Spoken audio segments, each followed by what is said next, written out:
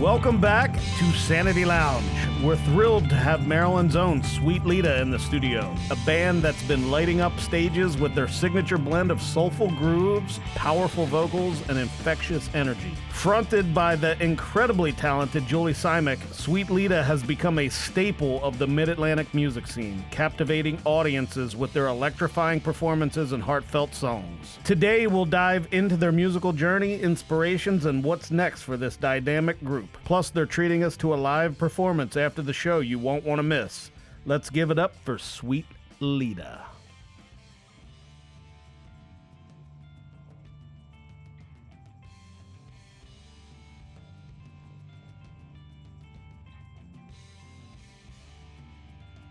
All right, welcome Baltimore to another episode of Sanity Lounge. It is my great pleasure. I'll start off with welcoming Tristan Gilbert for his third episode. He's the first with the trifecta, but more importantly, we have Amanda Davis's favorite local band in here, Sweet Leda. Sweet Leda, Yes, man. it's amazing. Incredible. On a weeknight. It's been I just a got long my time face coming. melted off. Jamie, I talked to Jamie way back in like May. He's like, let us get through the summer festival season, and I saw you at the Seafood Festival. When was that? September? Mm-hmm.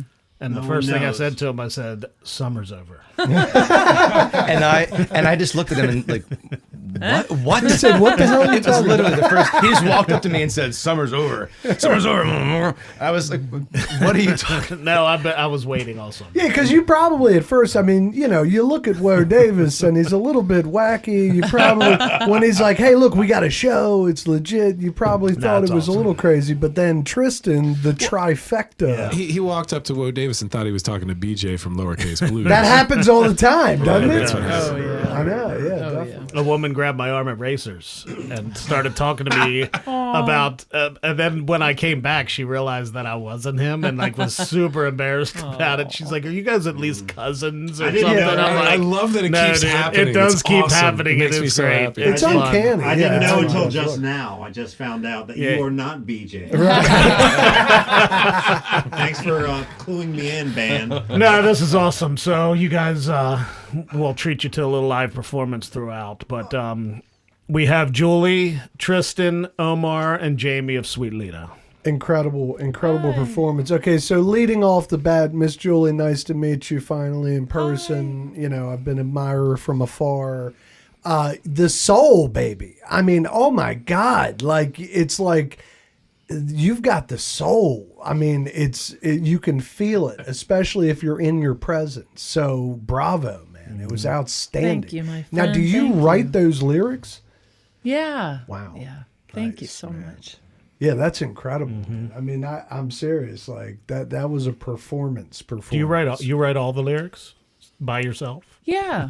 It's ChatGPT. Yeah. Right. I'm kidding. AI, man. Yeah. No. Yeah.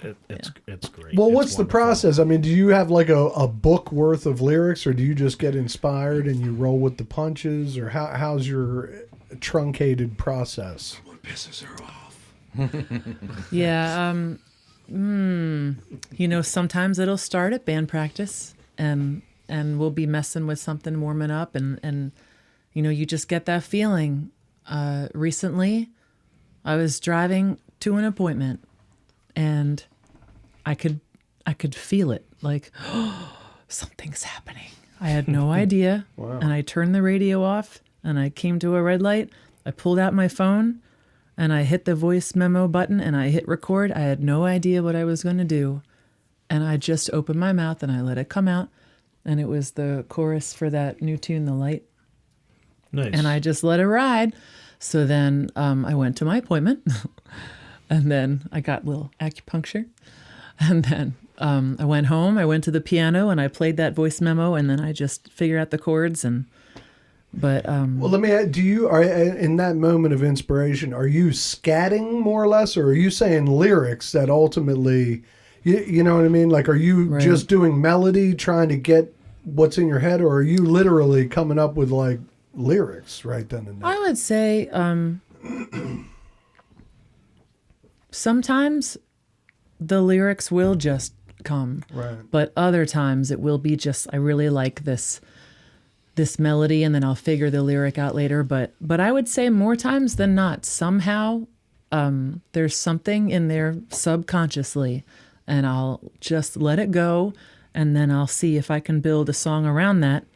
But I also have a note on my phone, things that I want to write a song about. Oh, right. You know, so if they're grooving on something really great and I want to like grab onto it and go with it, I'll sit there and revisit my notes on my phone and think, root beer. I wanted to write a song about root beer. So then I'll, yeah. So side That's note, how she wrote the A&W jingle. you guys just celebrated an anniversary, right? We did. How many years? 19. 19 years married. That's crazy. I know. So Well how many done. songs are about Jamie and his ways? Nah, Hopefully very few, because they're all very they're angry. very angry. Yeah. Actually, can I tell a quick story about Please. Jules and songwriting? You can make it a long one. No, don't give me that invitation, man. Yeah. So when we first started playing together, it was just a smaller setup. It was Jules, Kevin, and myself. Kevin, who we just worked with in the studio this past weekend.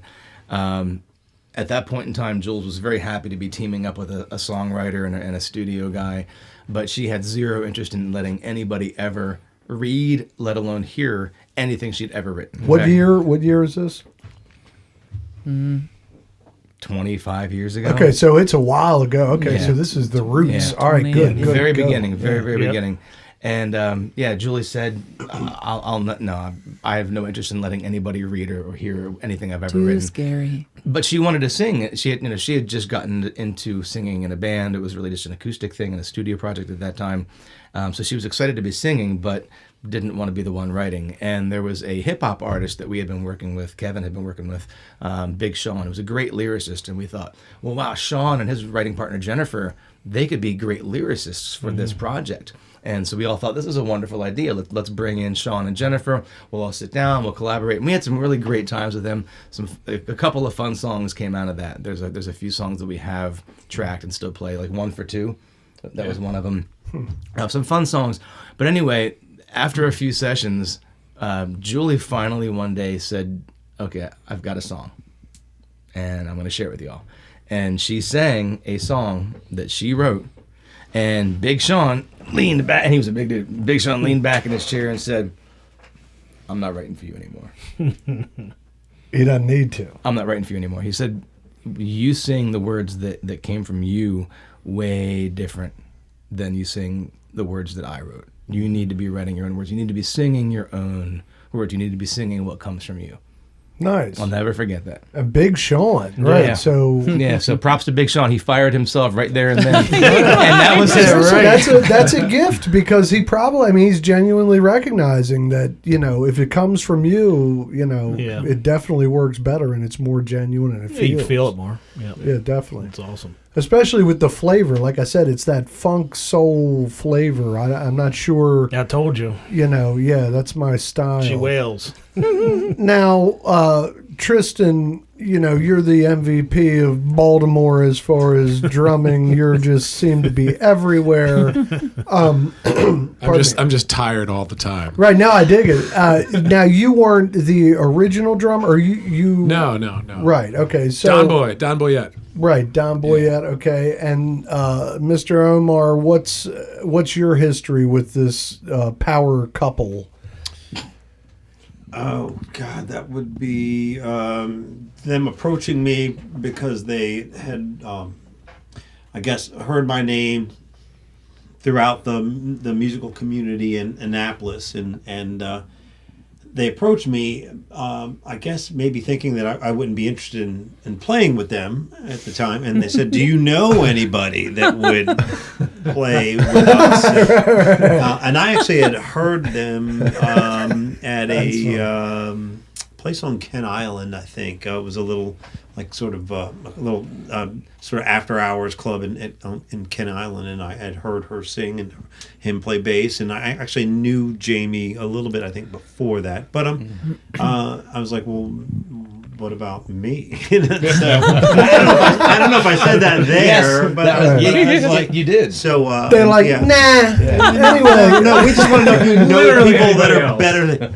That's pretty much what they said. Yeah, anybody else? Anybody? right. That's wonderful. Yeah. They're still searching. That's great shit. Eventually, I'm we'll find just someone. I'm just the passing tone for whoever they find next. Yeah, he's been holding the spot, Holding the spot. temporarily for, Bench warmer. for about 18 years. now. Right, that's what I figured. bench I warmer figured. for yeah. Keep it- Actually, I do want to Has it been tack that on. long? Yeah, to the end of Omar's story. Omar was that guy, like in the Indianapolis scene that I had come up in. Omar was one of those just phenomenal players that everybody talked about, Right. as if like, oh, if you need somebody to really kill this or rip that, then you got to bring in Omar for that spot. And so I had known him, like we had met a handful of times, we had mutual friends. I knew him well enough, but I just assumed that he wouldn't be Right. interested in our little band at that time. So I really legitimately did say, "Hey man, we're looking for a new guitarist. Like if you happen to know anybody." And you did say in that moment, you kind of looked when you kind of like thought about it for a second, and said, "What about me?" And I remember I said, and all of a sudden I was embarrassed because I realized, oh yeah, I didn't mean to discount you. I just Sure. didn't think you'd be interested. And I said, you want to get together? And you said, yeah. I was like, okay. You're like, I didn't know that was an option. All right. Right. I didn't see that on the menu. Sure. That's awesome. So, with all that being said, so how long has Sweet Leda been a band? It's been a while. I guess 18-ish Yeah. years. Don't even So, say it out loud. Just write Lepa, it- when I was telling him write it about down. you guys, he's like, "So what's the deal?" Is like what I was talking about you, I think, and he's like, "So what's the deal? Is she Leda?" I said, so that's Leda, and she's nice. So- or what?" I said, no, it's Julie. This is the question of the day. Neither is true. She's not nice, nor is she Leda. Neither is true. Where did the name come from? Because I'm dying to know. I love telling the story. I love it so much. Are you serious? Yeah. Okay. I really do. It's just about family and why Jamie started playing bass. And so when I started dating Jamie, he took me home to his mother's house and her husband, Don Carlson. And what they do when they have family dinner, you drink wine, you make a beautiful meal, and then you go to the living room and you play music and you jam together. That's and fun. my family does not do that. My family does not do that. Most We families- listen would to say well, we yeah. listen to most music, but we don't play most it. families Do not do that. Right. But I thought it was the most adorable thing. So Jamie would play his bass, Don would play his guitar, and he had a whole book of songs that he had written and he would sing, and Dorothy would have some shakers and tambourine and her wine, and they would just jam. And so I had always done a cappella stuff, chorus in high school and college. So Don said, Jules, I heard you sing, why don't we do something? What do you know? And I, in my a cappella group in college, we did Fever. I said, how about Fever? Okay. So we play Fever together. And Jamie's stepdad, Don, said, we started a band. And we did. So we needed a name for that band. And we ended up calling ourselves Leda's Charm. So the long version of this story, I can tell how that came about, was I was really into this CD by a band called Ida, and I knew that he would love it. So I gave it to Don, and he would always say, oh, let's put on that album. But he could never remember the name Ida. He would always say, oh, let's put on Leda, Lida, Loda, Leda, Lida, Leda, Leda, Lida. So we thought, it's so hard to pick a band name. But we took the Leda to poke fun at him. And whenever we would have band practice and dinner, we would have our wine glasses and the little charms on the glass. So we decided to name ourselves Leda's Charm. Adorable. So we had that family band, but Jamie and I were also building Sweet Leda. Don Carlson became ill with cancer in his 50s. And I think, 10 months later, we lost him. So there was no way, we were going to continue on with the Leda's Charm anymore without Don. I mean, he was the heart and soul of the band. So when we started Sweet Leda, we called ourselves Bittersweet. And then, that name was no good. There was someone else called Bittersweet, and they had messaged us on MySpace, and they thought that name belonged to them. And I thought, oh, whatever, let's change our name. So we took the Leda from Leda's Charm to honor Jamie's stepfather, Don. Nice. Yeah. That's wonderful. I love it. Wonderful. Yeah, that's sweet. I know. Right? I mean, Yeah. yeah, that's wonderful. That's And good he's shit. very much a reason why Jamie plays bass. They would jam together, and he was a lovely artist. So Jamie, are you a lifer? Like, you've played your whole life? You've been around music your whole life? Are you a bass player your whole life? I've been playing music my whole life. I started off on cello in like third grade, the third or fourth grade. I played cello for 2 years. I remember just enough about it to remember that I didn't really ever actually when you're in third and fourth grade and you don't know what you're doing, I never really actually played the cello. I carried around a cello, and I made some really bad noises with the cello. Right. To this day, every once in a while when this comes up, I think, man, if I had only had a crystal ball. If somebody said, hey, little kid, keep playing that cello, because one day you're going to find the bass guitar, and in the words of Jack Black, it's going to be cello. Right. But no, I switched over to sax because all the cool kids were playing woodwinds and brass.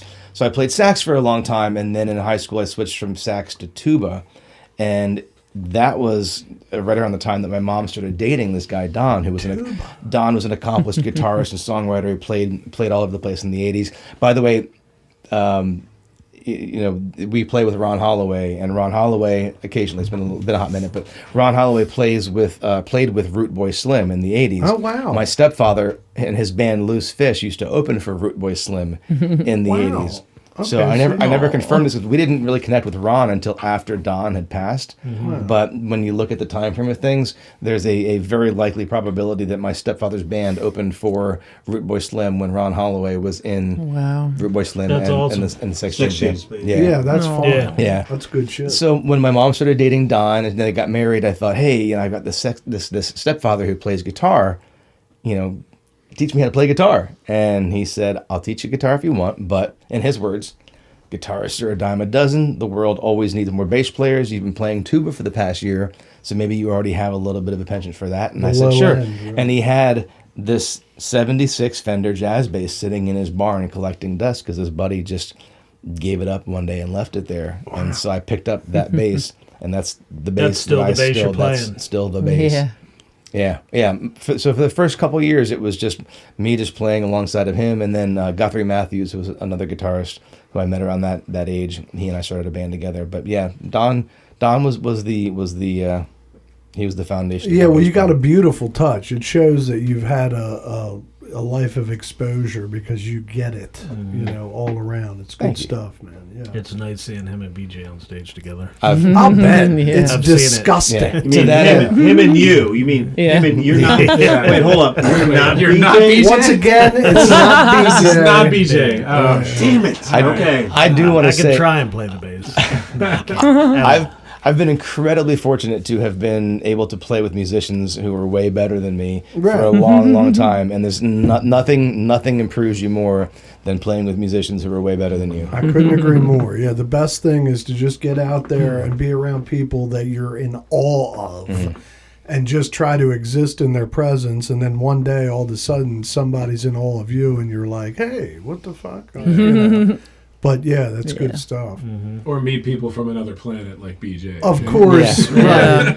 Of course, there are the freaks of nature. But again, I think you all kind of bear that moniker in this band. Like, you guys are nasty. I mean, it was a great fucking set. I'm so happy to meet So you are, Mark. How long have you been playing? Myself? Yeah. Do I have to say how long? No, you don't have to do it. You don't have to do anything. Can I just allude to how long? How about it's been? a percentage of your lifespan? Right. And let's say I Was Jimmy Carter the president? Who's that? Was Jimmy Carter still alive? I have no idea who that is. So Was it the Reagan administration? don't know who that is either. Okay, but good. I've been playing. When I was born, the doctor handed me a guitar. My mom was against it because she knew that would only lead to bad things. Exactly. Here we are. And here we are. And so that would be, I don't know, I've probably been playing for 30-something years. Whoa. Nice. Yeah. No, it's not nice. It's wonderful.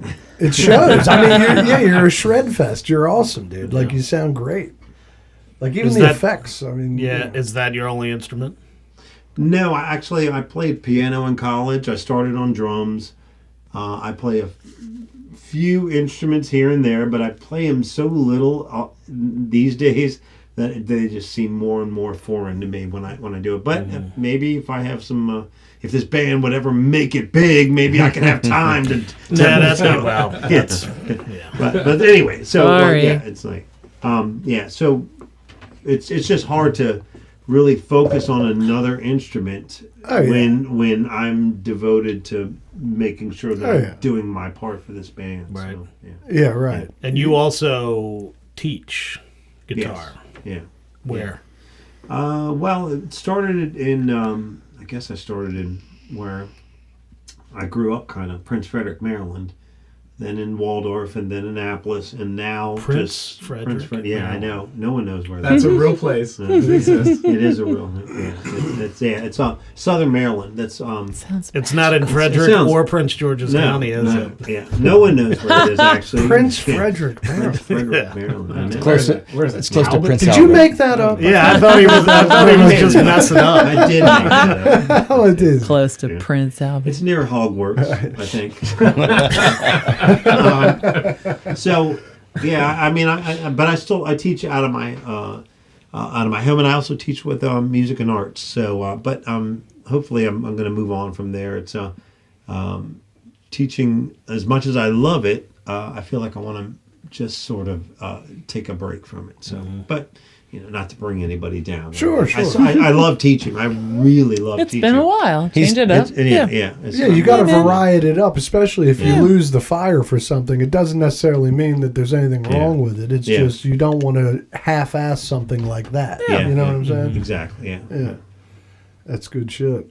So, how many times have you guys been in the studio? How many albums do you have? Well, we did Well- the EP first, so that would be one, and then That's working right. on- Technically, yes, there is the. there's the EP, and then there would be four after that because we're working on our fourth one now with this gentleman, right? Am I correct? Yeah, that's right. Right. That'd be the fifth. Right.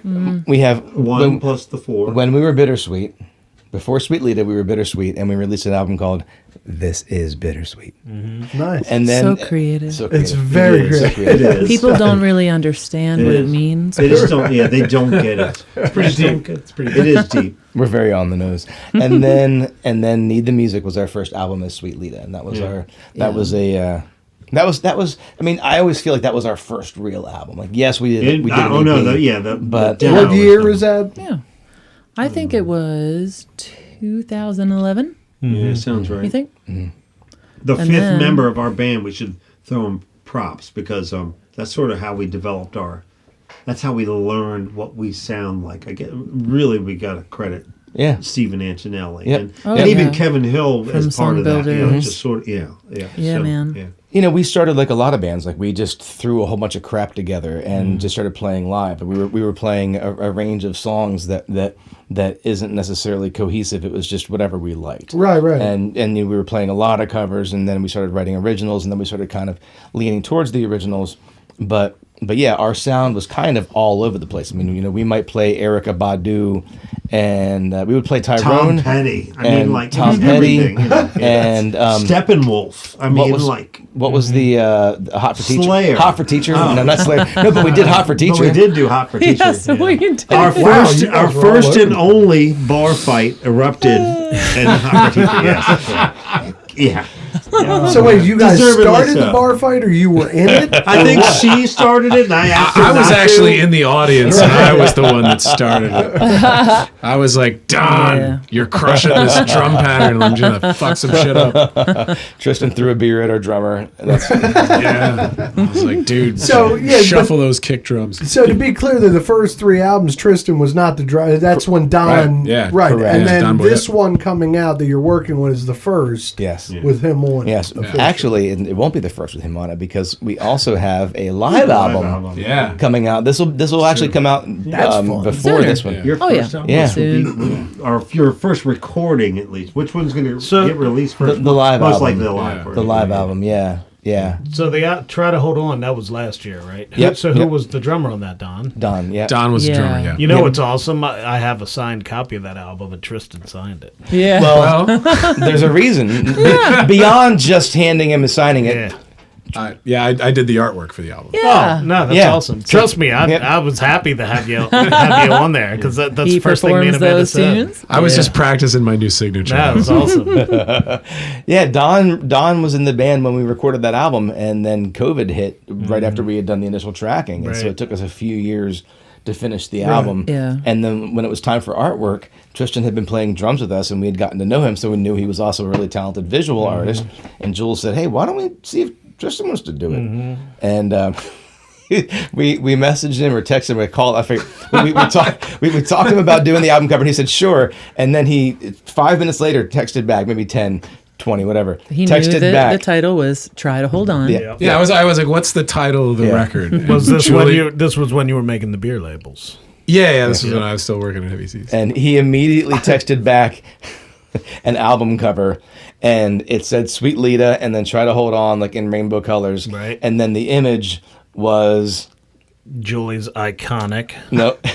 Oh, that's what it is now. This is what I was a said joke. back. Well, I was don't it the even remember first what I said time? to you. Sylvester Stallone Oh Right? shit! hanging from a rock.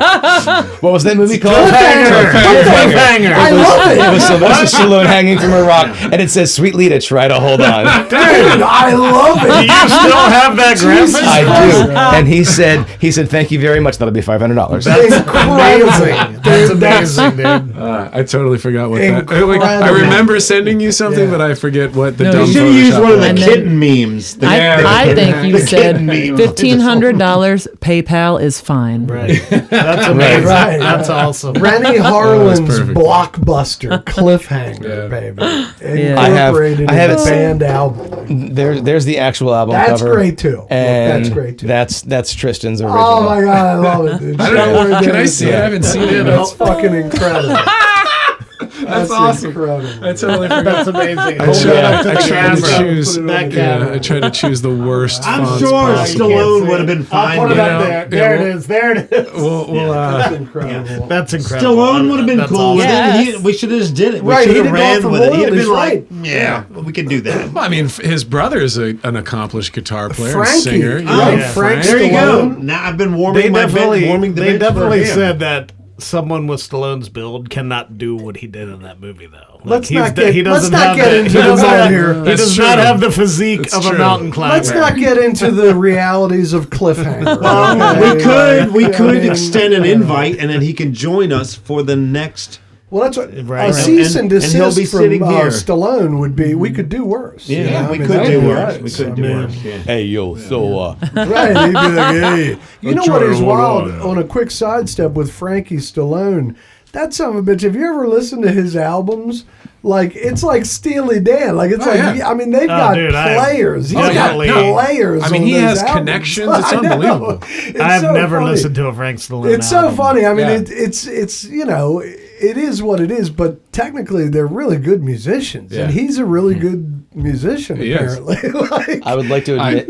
you know. I would listen to Frank Stallone over Steven Seagal's record. Oh my Personally. God! The I one just where he heard sings that. with a Jamaican accent. Yeah, just prioritize. I thought that was a joke. Frank- It's not. It's I not a saw. joke. I know. It's I not just a joke. recently. I don't think was, he has a the sense Steven of humor. Seagal record. I is doubt he has a sense of humor, unbelievably yeah. horrible. Right. Yeah, I don't think he. I don't It's- think he Dude, I laughs love at it. watching. I love watching Predictably Steven horrible. Seagal clips. That Right, one where right. he's like he's he's talking about a convention, and he's like says the Japanese word for convention, and to the interview, he's like, Steven Seagal's like, "How you say in English?" And the guy's like, "Convention," and he's like, "Yeah, convention." He's like, "English is your first fucking language, dude. Like, what do you mean? How do you say in English?" That's amazing. That's That guy's incredible. awful. He's awful. So, do you guys play around the city more? I mean, do you guys play Baltimore more, Annapolis more, or the whole area? Like, you're all over the Honestly, place. we play the beach more than Everywhere. anything. Yeah. Do you think so? I think They so. do the More? they do the Oyster Fest at Fagers every year. Oh my Yeah. gosh, it's Yeah, so I play. fun. We played the Oyster Yeah. Fest. Yeah, it is fun. Oh, nice. It's It so is fun. fun. Yeah, it's Yeah, great. love It's it. a great time. Love Fagers. We have a great Yeah. community in like the Rehoboth area that supports this band to just the highest degree. That's and, awesome. And it's wonderful to be down there with everybody. Yeah, that's awesome. Yeah. With that said, we have a ton of people from our hometown, which would technically be Annapolis, that show up anywhere we're playing. Yeah. Oh, yeah. That's awesome. And they'll be there. We're They'll be at the What beach." are you Yeah. doing here? You know. That's awesome yeah, to have it's like- diehards yeah. like Yeah. that. Yeah. That's good shit. Other states will be in, besides Rehoboth, obviously, is another state, but North Carolina or New York, and then we're like, what are you doing here? And there they are. Well, Yeah. that's the calling card of a good band is if you can get people to give a shit enough to cross state lines. It's Yeah. fucking... Yeah. It's Especially the relevant. wanted ones, and they're all wanted. Right. They're all So risking yeah, it. They're and, risking how it, was yeah. New Year's? New Year's was good. Oh my gosh. It was so Tristan was busy. special. It was so special. So that's I was that's a more good note. I was I more mean, busy than you Right. even know. I mean, most people should know this by now, but you guys play with Lowercase Blues a lot. We do. Who are And they? Tristan is the drummer for that band also, so usually he doesn't get a break throughout those shows, which is pretty awesome. Yeah. And leading into the New Year's run, that there was like 4 days for me. We played at the Rumor Reel on that Saturday. We had a nice show there. Sweet Leda. I have to be specific here. Great show. I took off that night and drove straight to the beach and crashed at BJ's house, your house. And, Right.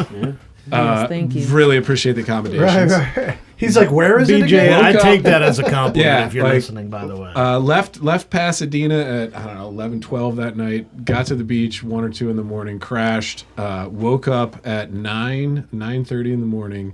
BJ, his girlfriend Amber, and I drove to New York and saw Fish at Madison Square You Garden. son of a bitch. Yeah. I didn't know that. Saw Fish on that Sunday. Wait, what day? What night? It was the Sunday. second night. Oh, you Yeah, it was the prick. one. I It mean, was I'm the very one. happy Yeah, for you. yeah. The You got it. 40-minute Ruby Waves was I'm awesome. very happy for you. We were on the floor. It was ridiculous. Great time. We got back in the car, drove straight back to Rehoboth that night. After the show. After the show, got back to Rehoboth 3:30, 4 o'clock in the morning. Got a couple Z's, got up, went to Rehoboth Ale House on the Mile, loaded all the gear in, played Lowercase Leda Monday everybody night, Monday night, and then did Again. it again on New Year's Tuesday. Eve. Unbelievable. It was a wild. Oh, yeah, you wild guys played weekend. both We nights. did. New We did Year's two Eve. back-to-back. Yeah, we had a New Year's You Eve. know, That's it awesome. just sort of Yeah. worked out. I know a lot of people who are not comfortable going out on New Year's Eve. It's just stressful and complicated. And so I thought, New Year's is on a Tuesday, and this room is really small. You can only fit about 90 people in there. Right. And with the two bands, we're going to fill that room so fast. Like, why don't we do a bonus night, and then we can Yeah. reach some people who don't want to go out on New Year's. And also, we know so many people that work in the service Sure. industry who would be working on New Year's. So some of them could come out on Monday, and Right. Yeah, that's No, fun. that's great. we got That's to well leave thought. all our stuff set up. It I was was so following great. along, That's- man. Like that's people were really good. constantly posting. They're like, "Please, does anybody have tickets for Tuesday night?" Yeah, that's great Yeah. when you can leave your equipment set Yes. up. Oh, I it's very rarely, magical. Yeah, that's but when that awesome. It's the happens, best. it's You felt a wonderful. little unsettled when you left. Yeah, It really right, right. was. You're Yeah, like, it is really this was. okay? Right, This right. is dirty. Right. You know, it was crazy. That's cool. Miss Julie, what do you? This is all a little off the subject, but before I forget, because I've been a little What is your day job? God, dude. I don't know. So wait up. Before you answer this, let me just tell you what's going on here. Last night, Woe Davis is like, dude, you don't know what Julie does during the day, and I'm not going to tell you. I do. Well, you sent me a list of little pointers, like kind of like a little like resume and guideline. And I can't remember in the moment. It's so fine, I but wanted to I send got it the day no, before. we'll get it. Yeah. And I told Brian, I told her, I gave him kind of a rundown of what you said, but I left what you do out because it's kind of mind-boggling. Okay. Like Tristan said it perfectly, I think, before you guys got here. He's like, it's one of those jobs where you're like, oh, I guess somebody has to do Someone that. has to. And you do that. All right, the do. suspense So is lay it killing on. me. I know. Give it to me. What's so fun about it is no one would ever guess it, but I'd give you that too. Definitely not. Well, let's give you one guess. Oh yeah. I want 3 guesses. I yeah. want So, three look, guesses. Yes, That's what I want, three three guesses. guesses. You get Question 3 is- guesses to determine what This she is a does. new for a living. new Let me game on the probe. Sanity Yes, Lounge. this is a debut for Sweet Leda. Let me ask you What this. does Let me Julie- probe for a second. Is it morbid? You can. no. Yes. You can ask I guess it 3. depends on You your can ask perspective. 3 Depends who you ask. questions. Yeah, For me, some, it's pretty for morbid. some people. You can ask 3 Yeah. questions, All right, and then you get 3 I'm gonna- guesses. I'm gonna That was answer his question question. 1. So is it I'm gonna answer morbid? this Is question, number yeah. 1. For people at a certain age, it's morbid. Is Yeah. it? Yeah. Yes. Is it sexy? sexual? I knew. No. Is it sexual? I would say no, definitely All right, not. not that Definitely no judgment here, Miss Julie. know. Keep in mind. I'm going to give you one hint before you ask your third. Please. She has a master's degree. Yep. Go to hell. In So it's Sexual. very, it's Nope. very Sexuality, right? It's not what's the morbid, not This is sexual. not my third question. What's the master's? No, you can't. You I can't. can't. Well, it that gives would it give it away. away. That would give it away. Go to hell. Well, what happens if it's like You get cattle? One, you get one more question. Come on. fucking Cattle Africa? You get herding. one more Alright. question. All right, is it sexual? Is it morbid? And is it drug related? That's a good question. That is a good question. no. No, Okay, no. but it's very necessary Yeah. in. Not for Julie, it's not Drugs. drug related, but for people that are involved. In the drug People who world. are Hey. beneficiaries of what she does. Yeah. Are you a crack dealer? They can take We're really pushing the limits here. with Adderall. this. How much are you Adderall willing would to take a little spend? bit. A little bit. It could have a similarity to Adderall. That'd be a comparable. Yeah, comparable man. drug. I don't know, man. This is All right, too, the now your pressure's 3 too guesses. high, That were right? your 3 I mean, questions. all right, you're a counselor for suicidal patients. Bro. Ooh, that, It's a good you're guess. actually Solid you're, guess. you're I would heading you're be- heading towards the right. I would be yeah. amazing at Yeah. that. You Then. would be. You would Because be. I'm very caring. I can Actually- tell. But I can tell. People in therapy often talk about what she is responsible for. All right, That's you- misleading. I'm sorry. That's misleading. Yeah, don't. Yeah, misleading. Yeah, I don't that- need any help strike being that last confused comment. here. The jury will disregard that last comment. Yeah, I have to pretend like that didn't happen, and that's Yeah, hard no, here. no, Like, okay, so it's you are now. All right, you are a. You work at a morgue. It's not morbid. It's not more- And you're next. Well, I did. That's I- question Dun, dun, 2. dun. You only got one more question. I influenced your decision making by saying that what she does is morbid, but it's only morbid to people who have to To Deal kids, with it. To young people. Deal with her end product. to deal with the end product, and they're like, "Oh, why did you give me this thing that I have to do?" Oh my gosh, you give colonoscopies. Yeah.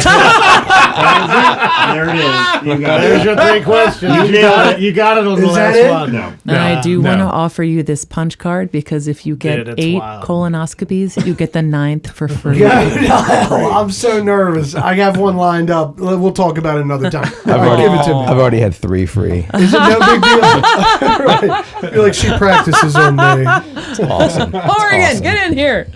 Oh my God. What she does hurts my brain, basically. Yeah, All right, yeah. go. Literally hurts your Yeah, brain. people really hate me for it. But you know, when you are in math class and they give you a math textbook to use, I write those She authors fucking math books. Morbid. So This is not morbid. a joke. This is This is serious. why It's a real job. You author fucking math books. they hate me. Hold on, Everybody Dude, I knew you hates would have. me. I knew you would Hates appreciate me. this. I love that. Okay, but wait, I got a lot of questions here, Mr. I knew Jolie. you would love it. She writes a also, lot of dude. questions. So wait a It's second. morbid, though, because you're this- not.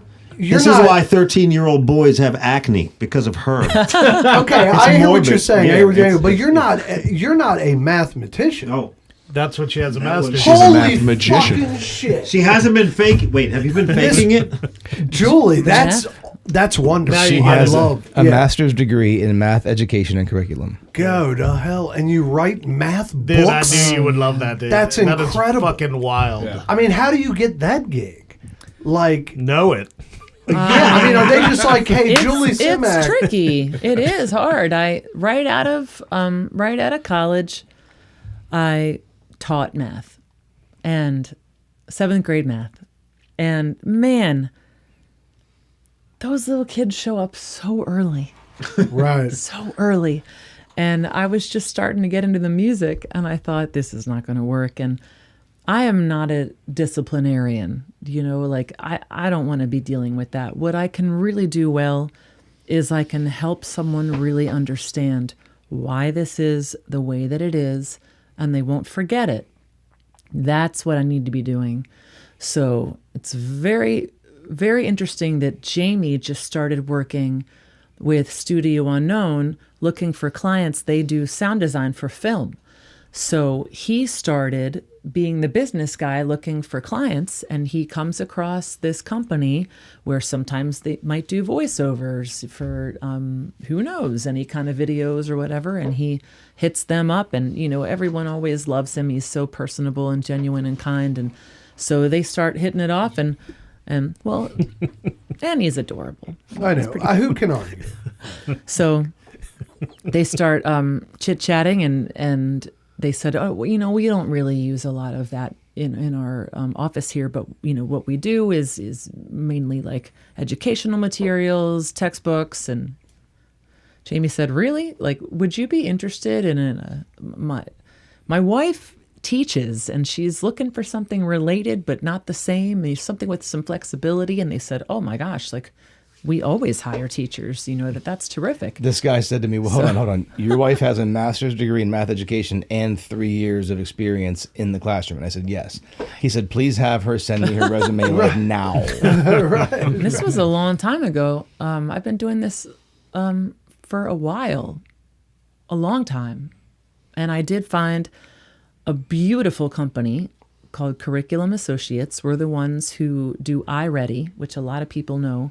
And they are Not me. an amazing company where they put the student first. It is all about what is absolutely best for the student and how can we support our teachers. They don't care about profits. If profits happen, great, but they care about, let's create the most wonderful product for our students and teachers. And then the profits just follow. So I love what I do. It's meaningful, it's challenging. Everyone I work with is a badass. That's they are awesome. so I would say responsible. challenging is an They're understatement. smart, very collaborative. It's very tricky though, I guarantee it. because first of all, you're doing math homework 8 hours a day, 5 days a week. But for times like, when you play gigs on the weekend, like right now, we just worked Monday through Friday last week, 9 to 5, work. We worked 8 hours in the studio on Saturday. We worked 8 hours in the studio on Sunday. Mm-hmm. And then this week I'll be working Monday, Tuesday, Wednesday, Thursday, Friday, and then gig on Saturday. Mm-hmm. We'll get there at 4, play at 7, stop at 10, get out of there at 11:30. So Sunday will be my first day off in a while. Weeks. A while. Right. And we are very active with our social life and our family. And so it's kind of like you're always working. Yeah, right. But, It's a passion. we love what we do during the day. And it just makes us love the music even more, and I'm very grateful for it. That's wonderful. I mean, Fascinating. A fucking the nerd alert. I mean, first of all, for Christ's sake. I know. I know. I love it. Don't get me wrong. Now you know why I Chris, withheld that information. The most soulful nerd you've ever met. love Sure. that. And crazy, I thought you gave a colonoscopy. I mean, all those guesses suck. Oh, now I'll that I still think do about that. it. Yeah, I mean, Yeah. I mean, I've never done one before, but Right. It's a hobby. It's just a hobby. Brian's only talking about that because he has to get his first. Oh God, it's so devastating. I don't want to talk about it. I'm sorry. Hey, I feel like it's a setup. It's a scam of some sort because I'm 48, 7, 8. and the guy, this prick, says to me, "Hey, good news! They moved it from 50 to 45." And I'm Yeah. like, "Good news? Is that Good funny? Are news you trying to be funny?" Yeah. And I don't have anything wrong. Like my blood works fine. I don't have any. I mean, we're going off the rails, but Polyps. I don't have, to me, I'm fine. He's like preventative. Yeah. I will say, Get a check. and I'm 49, and I haven't. You look great, babe. For the record. You haven't done it? Thank you. I have not done mine yet. I just talked to my doctor about it. I'm going to be doing one soon. I've We're done going that. together. We I do have- it every 5 years, man. Hold hands, man. nice. Sweet Leda, baby. Field trip. Yeah.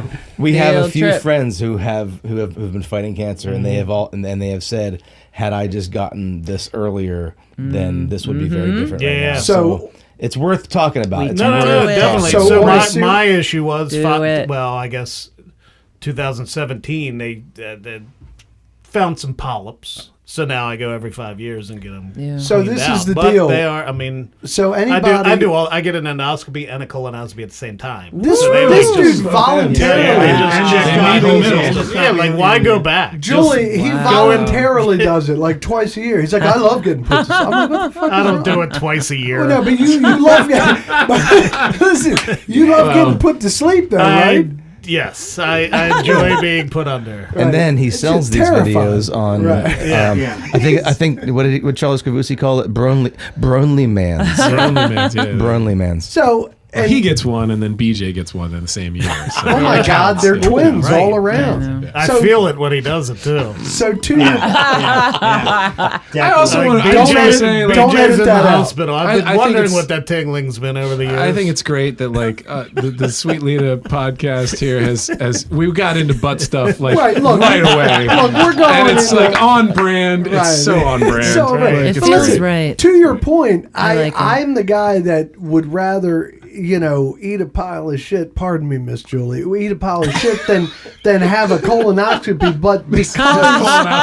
But because you're right, it is important to be. It's important, and so I'm going to do it. Yeah. It's just I'm like I'll do it a couple months I from now. know. Like It's great because I'm going to look for that video online. Yeah, when you I'll do it. sell Just it, tell baby. me, yeah, it's going to be good. I need Yeah. money. That's what I so tell I'll you. sell I'm just it. like, it's no big deal. They put you to Yeah. sleep. I know, They don't do it while you're awake. I come dude. out, I'm sweating, and was like, "That's no big deal." I'm like, what? I don't know. Anyway. It's like you'll be asleep. All right, back to the band. You guys are great. It's phenomenal. Hey, thanks. Okay, the chemistry is phenomenal. So moving on to the film design or the sound for film design. Is it your company, Yeah. I didn't start it, but I'm the managing partner. right? So I have multiple partners. Kevin Hill, who Chris, our engineer here, knows, and Kevin, who was a founding member. Kevin and Jules started playing music together because Julie taught her your second year or first year. She taught math for 3 years. You taught Kevin? And yeah. I look so good for my age. Oh, jumping back to that real quick. Kevin Just also looks I like want shit to for his make age. this clear. Like just to summarize what Julie does. Like my kids came to me with their 6th grade math homework, and they're like, "All right, so I think it was fractions at the time." And they're like, "So can you give me a hand?" I just like, I can't. You're like, no. I can't. Sorry, I don't know how to. It's different now. I don't know how to do any math with a fraction. Right. That's why I have a calculator that does it for me. Right. That's all. Right. Amanda's good at it. I am not. So you're just saying for the Dude, record, you're not good at math. We met. Me and Brian met in 1991 at Sylvan Learning Center because I was being tutored for algebra. Oh, He was being tutored for everything. Everything, baby. I was just not good at. I was not good at algebra. Yeah, What does this guy need help with? it's a long story. Everything. That's right. All right. Okay, so no, this is fun. This is a fun tie-in. My day job and the band tie-in because Jules was teaching with Trisha. They hit it off. Trisha's husband Kevin, he's an studio engineer. He was looking for a singer-songwriter to do lovely sound. I love that. Is that root beer? It's a root beer, damn it. It's what we do. I'm too far away from the fridge. I'll take some more of Brian's root beer. If I can at Right, some right. point. It's what we do. Go. But after feel I tell free. this, so Jules is teaching with Trisha. Trisha's husband is looking for a singer to do a project with, an album, a little acoustic thing. They started their thing. He right away said, "We need to find a bass player." She said, "I just started dating a bass player." So I came into the fold, and that was this whole musical project that is sitting here in front of you today grew out of Jules and Kevin. Kevin and I hit it off through the process of doing our first album together. Right. And so when he decided to move into his first commercial space, he knew he needed help. And he hit me up and said, "Hey, how would you like to come over and help me with like cold calls, getting clients, managing clients kind of thing?" And I had no background in that. I was just, he said, "You're a people person, you understand sound, and I trust you." Yeah, right. And so I started helping him out 1 day a week, and then it was 2 days a week. And I'm just the kind of person who every band I've been in, everything I've been a part of, if I see things that aren't being done, that need to be done, I'm just gonna grab it and do it. It's been every job I've had. This is always like I don't sit still. So it's a good quality. Mm-hmm. generally speaking, yes. Sometimes it gets you into Obsessive. Yes, more things than you want to be juggling. But yeah, so Kevin and I kind of grew this thing together, and I ended up becoming the managing partner of a company, and we expanded to the West Coast because we knew we wanted to work mostly on films. We built a Foley stage. We had the first Foley stage in Maryland. We were the first. Our studio where we are right now. We've been there for 10 years. When we first built that 10 years ago, we were the very first ever Dolby tuned, Dolby Printmaster approved sound mixing, re-recording stage for film in the entire mid-Atlantic between New York and Florida.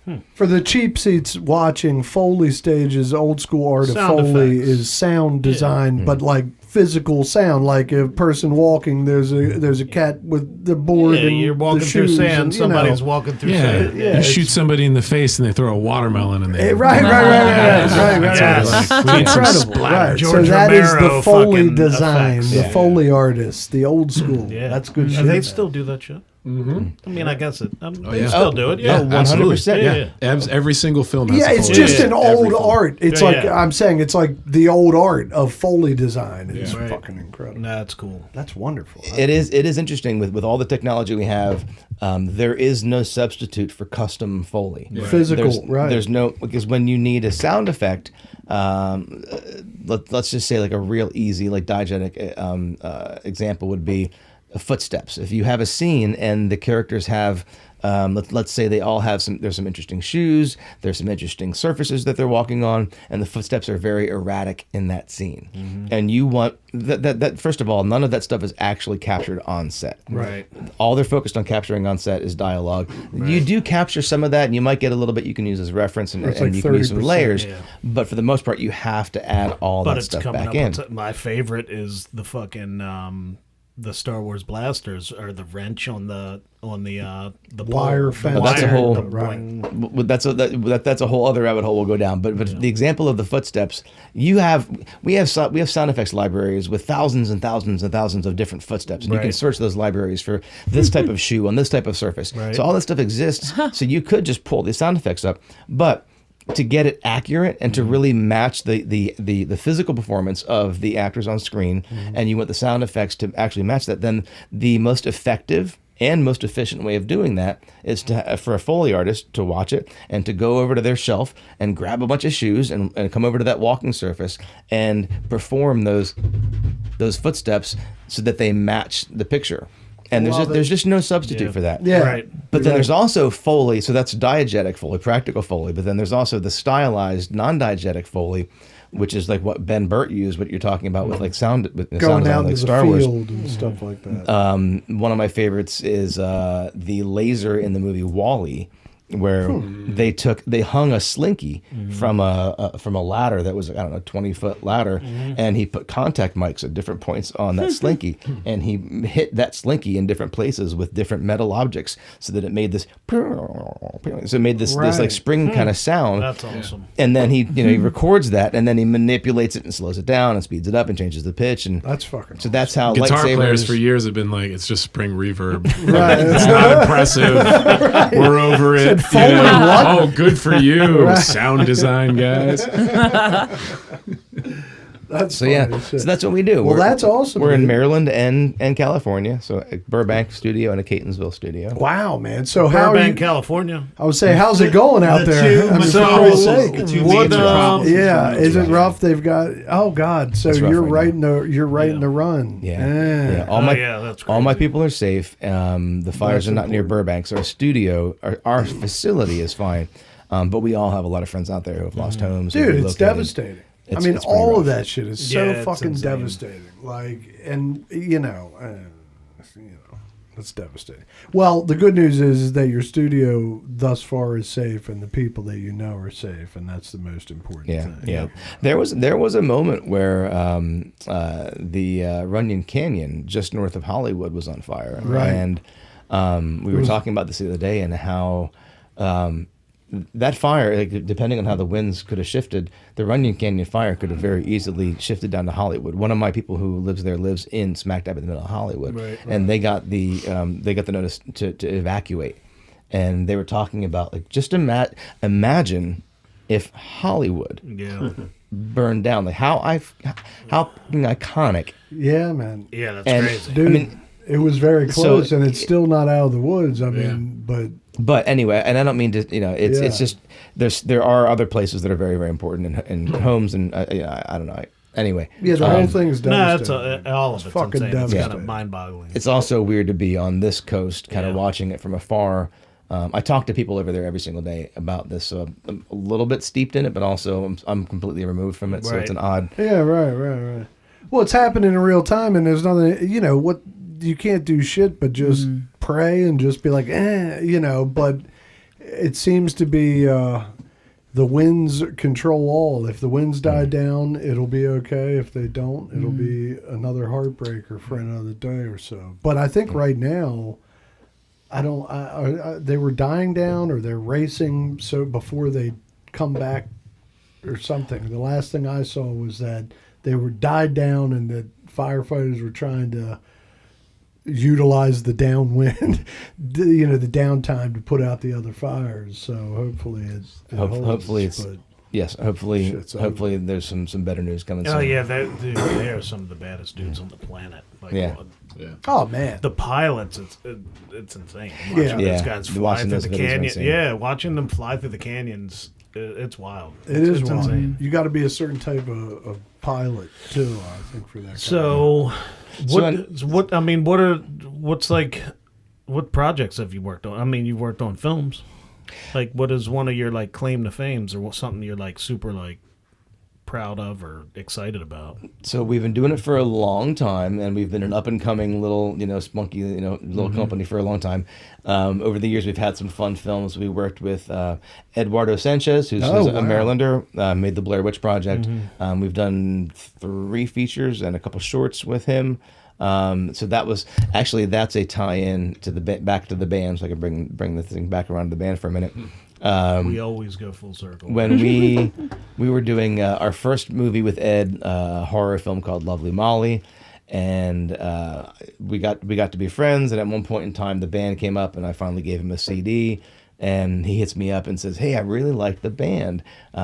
Your wife's got a wonderful voice. We need a song for the end credits in this film." Nice. And the film was called Lovely Molly, and there was this old Irish folk song that was used in the theme of the used in the script. It was very interwoven into the storyline. And he said, could you all take this old Irish folk song that's like a very fast, upbeat 3/4 kind of song and turn it into a slow, creepy thing? And so we went into the studio and we did a custom, slow, creepy track called Lovely Molly. You can find that on the YouTubes. Nice.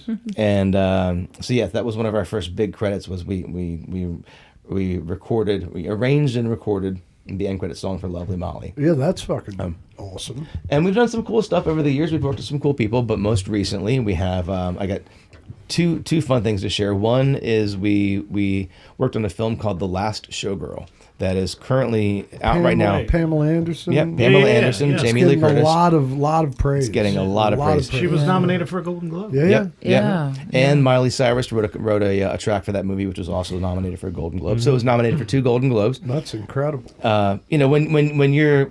When you're doing sound for movies and your company is kind of a lesser known entity in the industry, one of the best things you can have is visible credits. Yeah, that's and so huge. When we have a movie that all of a sudden has like recognizable names and it's getting a lot of press, yeah, man, it's exciting. It's exciting, and it's a fun movie. We love the movie. We believe in the story. It was directed by now here I am on the spot here. Not Sofia Coppola, Gia Coppola.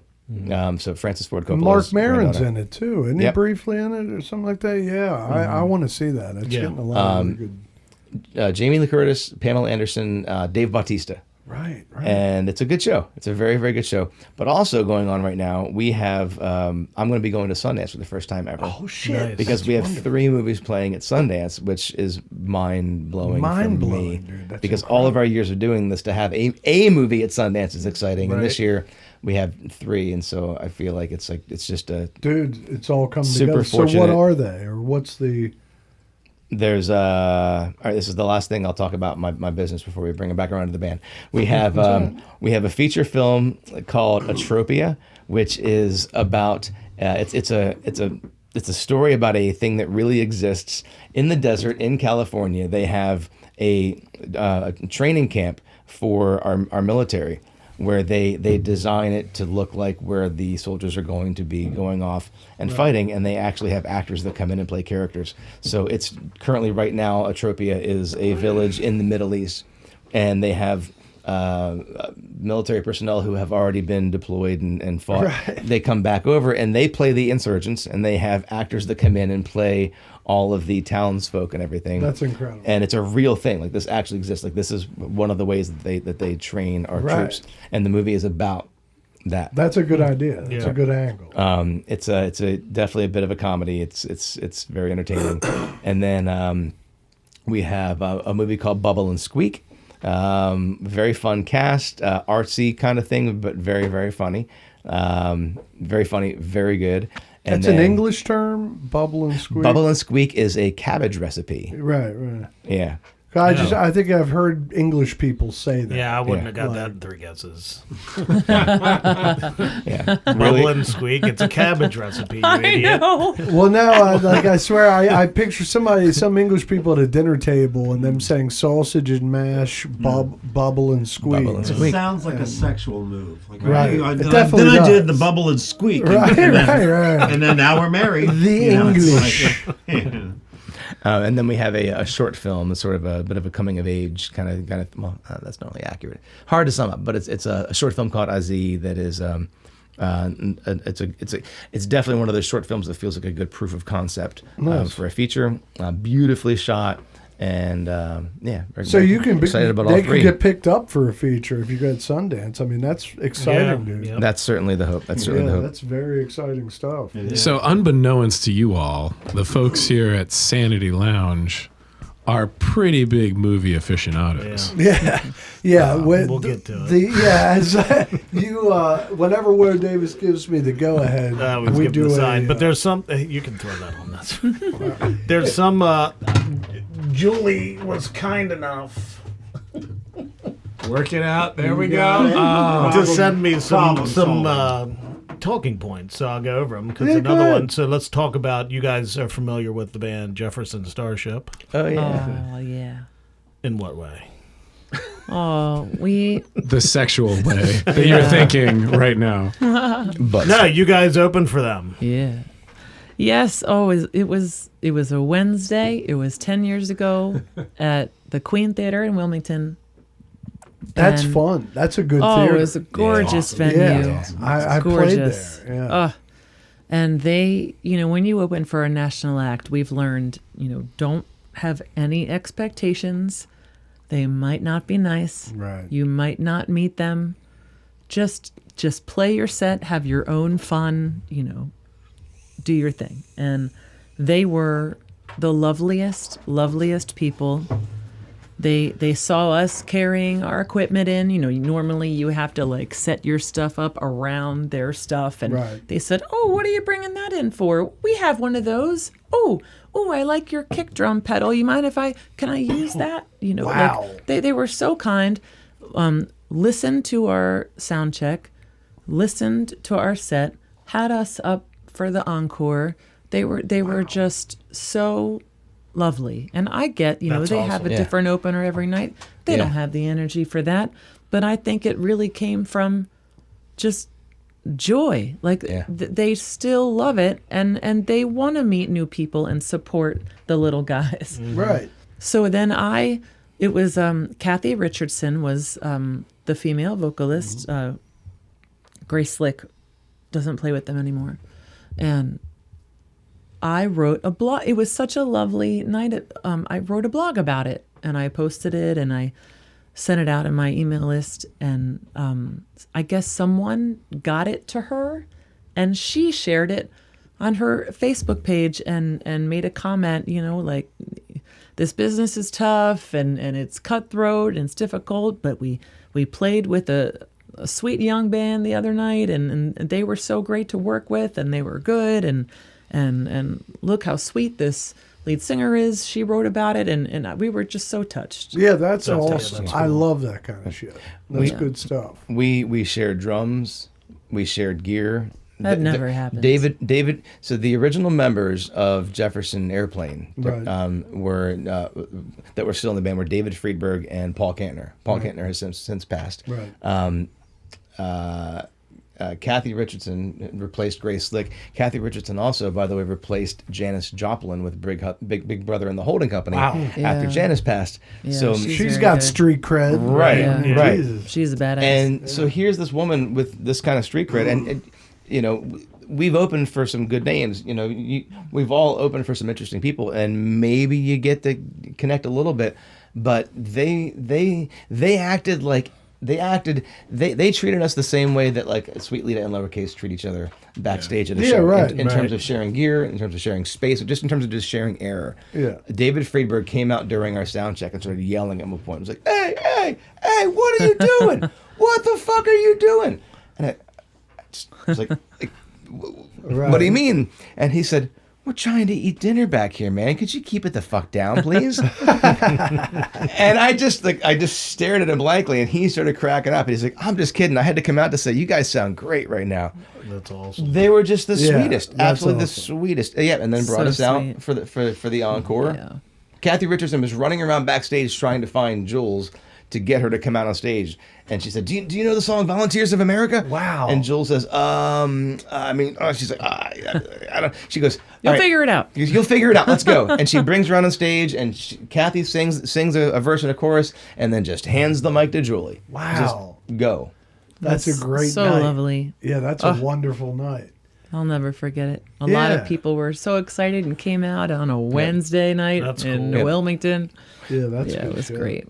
We also like to tell this story because when you're opening for a national act, we all talk about why we do this, and I like the conversation when musicians get to talking about you got to at least either A, be getting paid well, B, having a good time, or C, actually truly advancing your career when you take a show. And as you get older, you try to find at least two of those three, if not one of those three. Right. The money is one of those things that can easily fall at the wayside when it comes to the right opportunity. And this is one of those where we drove 2 hours to Wilmington with We had 6 people on six-piece stage. band. It was us. We had Dave on keys. Maybe. sounds right. Yep. We probably had Ron. We had Ron that Holloway night. on sax. We had our a own sound engineer and probably someone running And a merch. So merch we had person. a big group of us. and we got paid $100. Total. Yeah. And we each got our $10, and then we went home. But that experience, full of memories. Yeah, yes, that's right. but If you- please, Priceless. Right. right? thank you guys I for didn't take that supporting good. local artists. important. Yeah, I know. I didn't take that one. Right. Just said that was before I was in the band. You'd have been like, no. Yeah. Support your local artists. No, that's cool. They're hungry. And what else? You guys went up to the Catskills and participated with Butch Trucks. Oh, that was music crazy. camp? Yeah. Yes, How it the was hell like did that this happen? Monday through Friday camp where Butch Trucks and the North Mississippi All-Stars. Wow. Yep. Yep. And It was, they do it every year, and it's such a great thing, you know. If you just want to learn about your instrument, songwriting, whatever, or their experiences, and it's this beautiful setting, and they have workshops during the day, and then they jam at night. Wow. But they wanted to change it up That's cool. and have a band join them one night. So there was a contest through Reverb Nation, and you just submit your video.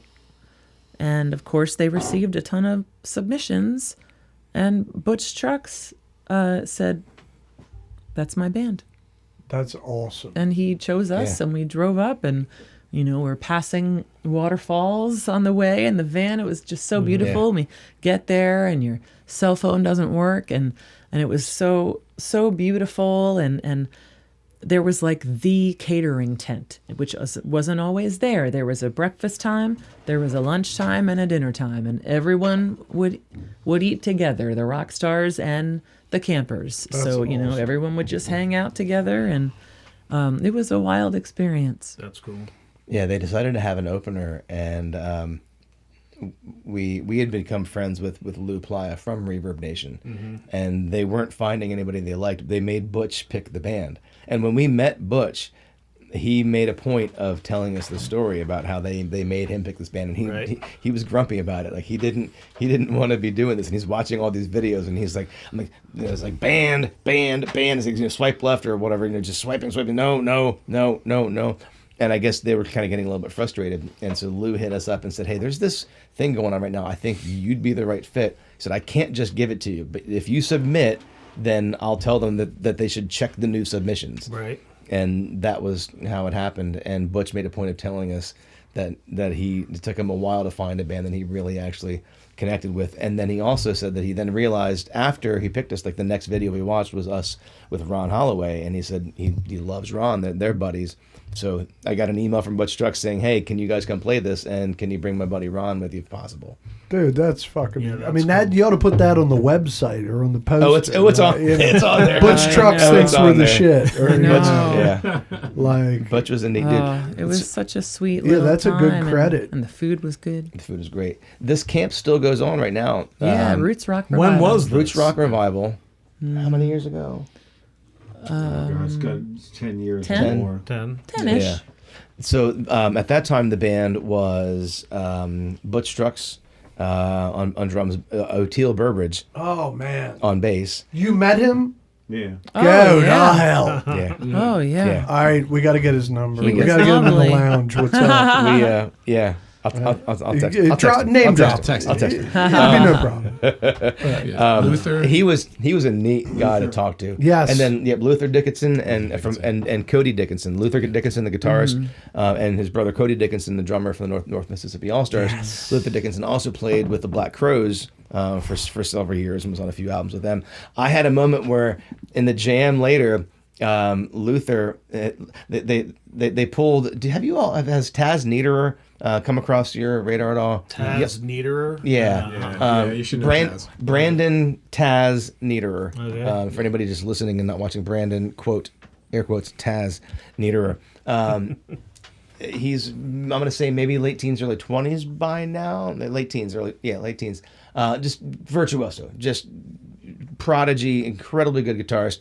Very much in the Derek Trucks realm. And he was like 8 or 9 when we were there at this.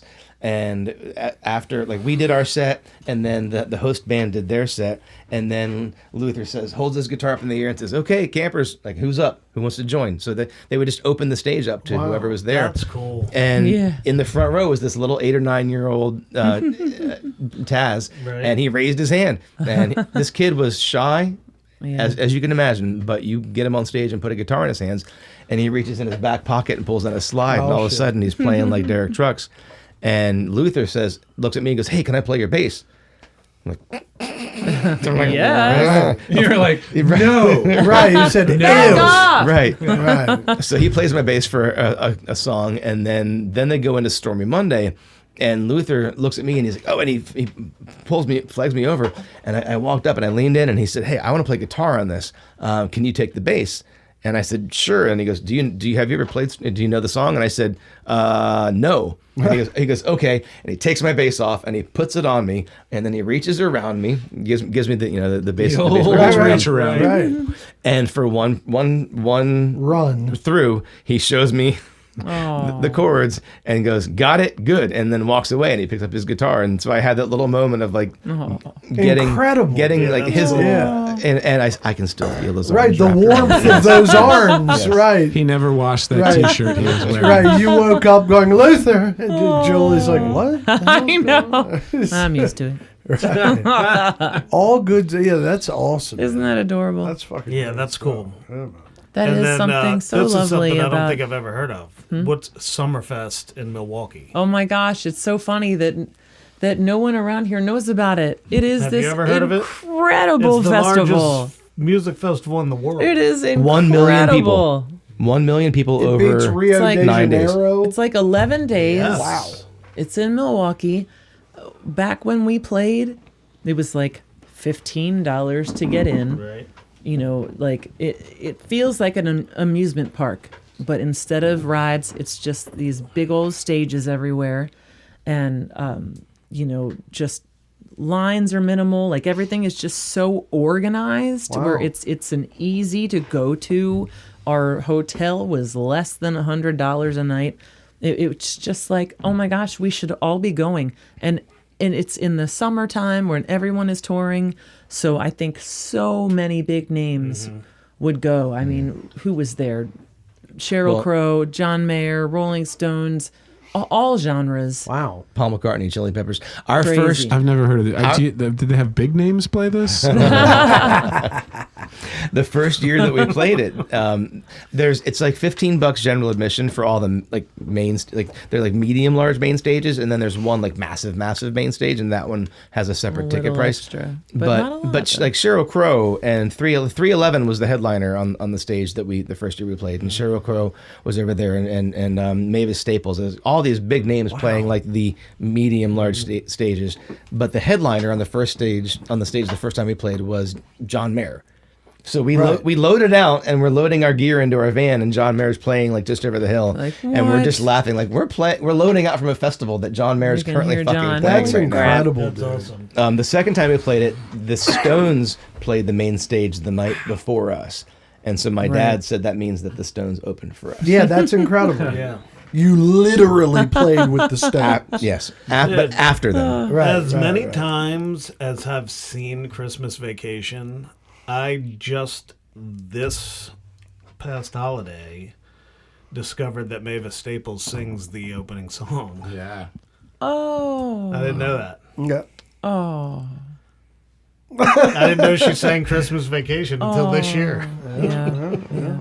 One of the greats. Yeah. Yeah. You know? She's a gem. I accidentally saw her at Red Rocks. Really? Yeah. I was in Red Rocks for business, or I was in Denver for business, and I was sitting at a brewery, and this woman walked up the street. She was wearing a Brandi Carlile shirt, and I was like, oh, I love Brandi Carlile. She's great. She goes, are you going to go see her tomorrow night at Red Rocks? And I was like, I didn't know she was playing there. Right. And I'm going to get tickets. So I went online, 3 tickets right in front of the soundboard available, bottom for me and my 2 friends out there.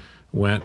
Brandi Carlile played. It was the best show I've ever seen. She played with the Colorado Symphony Orchestra. Incredible. Mavis Staples was the opener for That's that show. awesome. Unbelievable. Yeah. Incredible. I saw Corn by Yeah. accident one time. Listen, he thought he was going to see Roger So Waters. me This is and the Kenny, greatest I one. used to work for Tweeter back in the day, and when in Camden, New Jersey, it used to be called the Tweeter Center. Yeah. So I could get free tickets to any shows there. Yeah.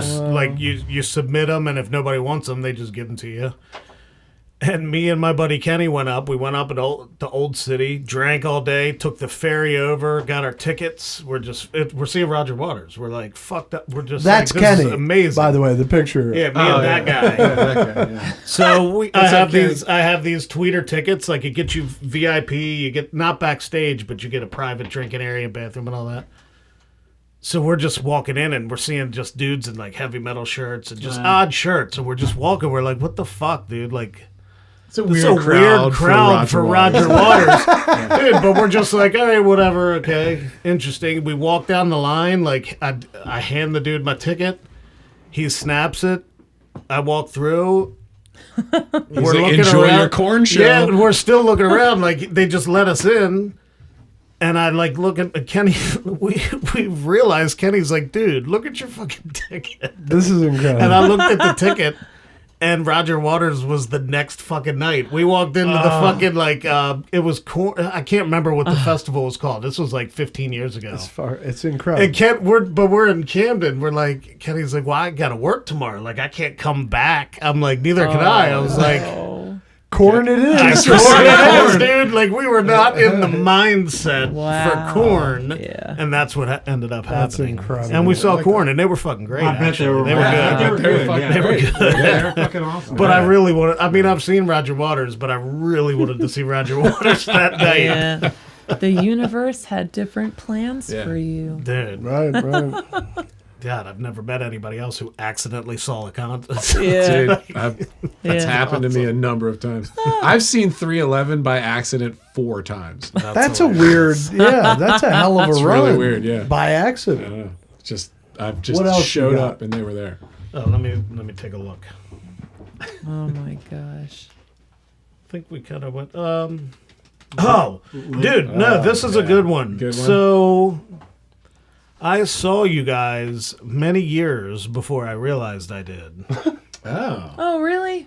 Based on your message here, I was at Artscape when Galactic and Ozo Motley played. Oh, yeah. I was in the audience for that show I've as well. fucking seen you guys, and I did not know Right. it. That's Right. awesome. Yeah. That was a long time ago, too. Yeah. That was so much fun. It was one of those random Artscape days that wasn't deathly hot. It was Yeah, hot, yeah, yeah. Right. but it was not normal Artscape hot.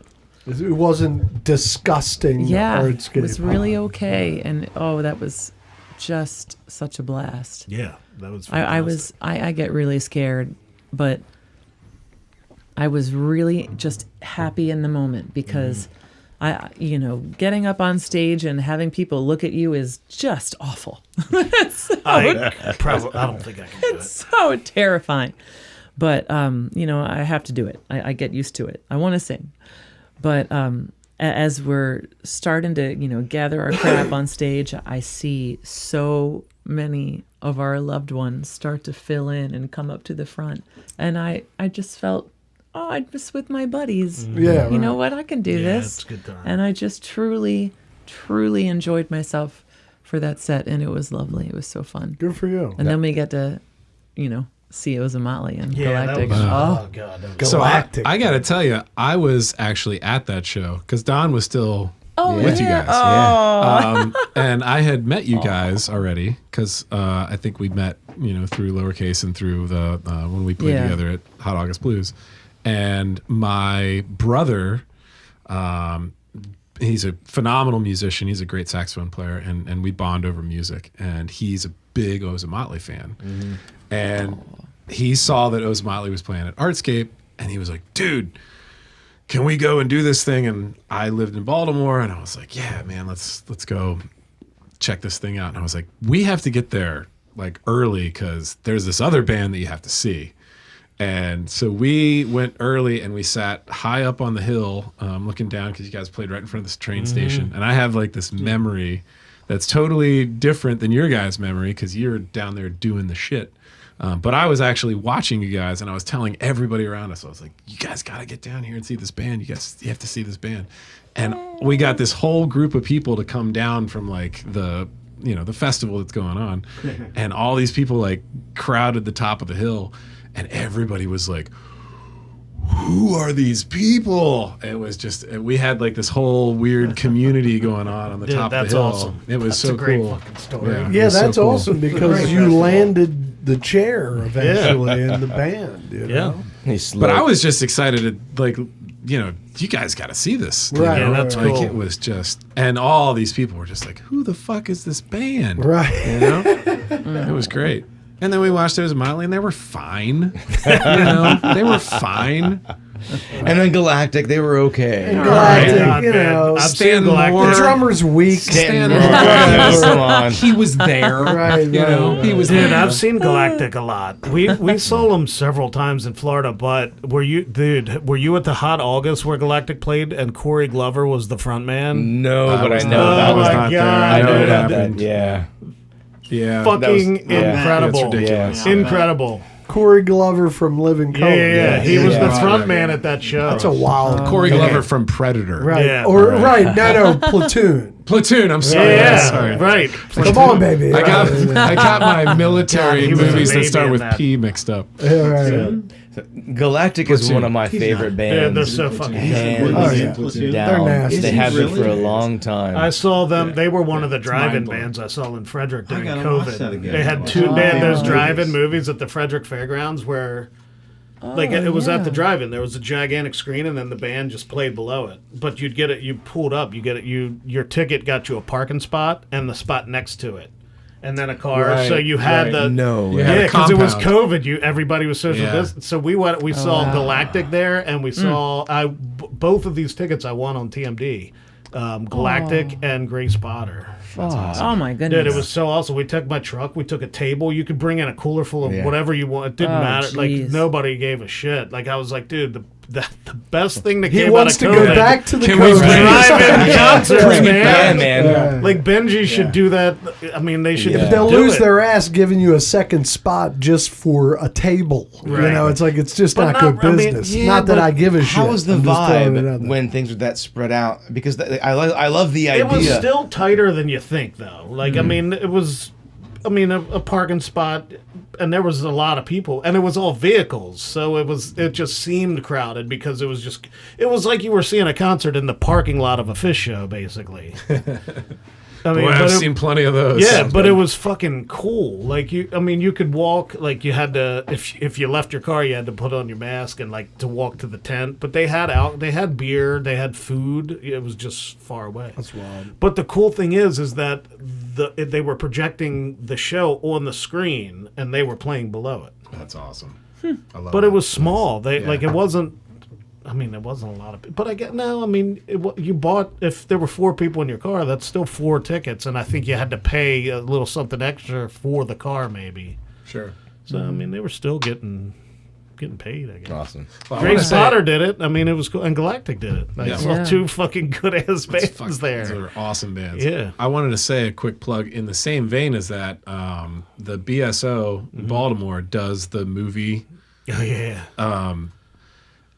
I cannot recommend Right, these high right. enough. I've seen a number of them. Yeah. I Last haven't week. seen the movie. I've seen the video game one. Oh yeah, the video game. That They was do cool. they do the hybrid things. They Yep. do the different things. The movie nights they do Yeah. are amazing. I went last week. Or 2 weeks ago, sorry.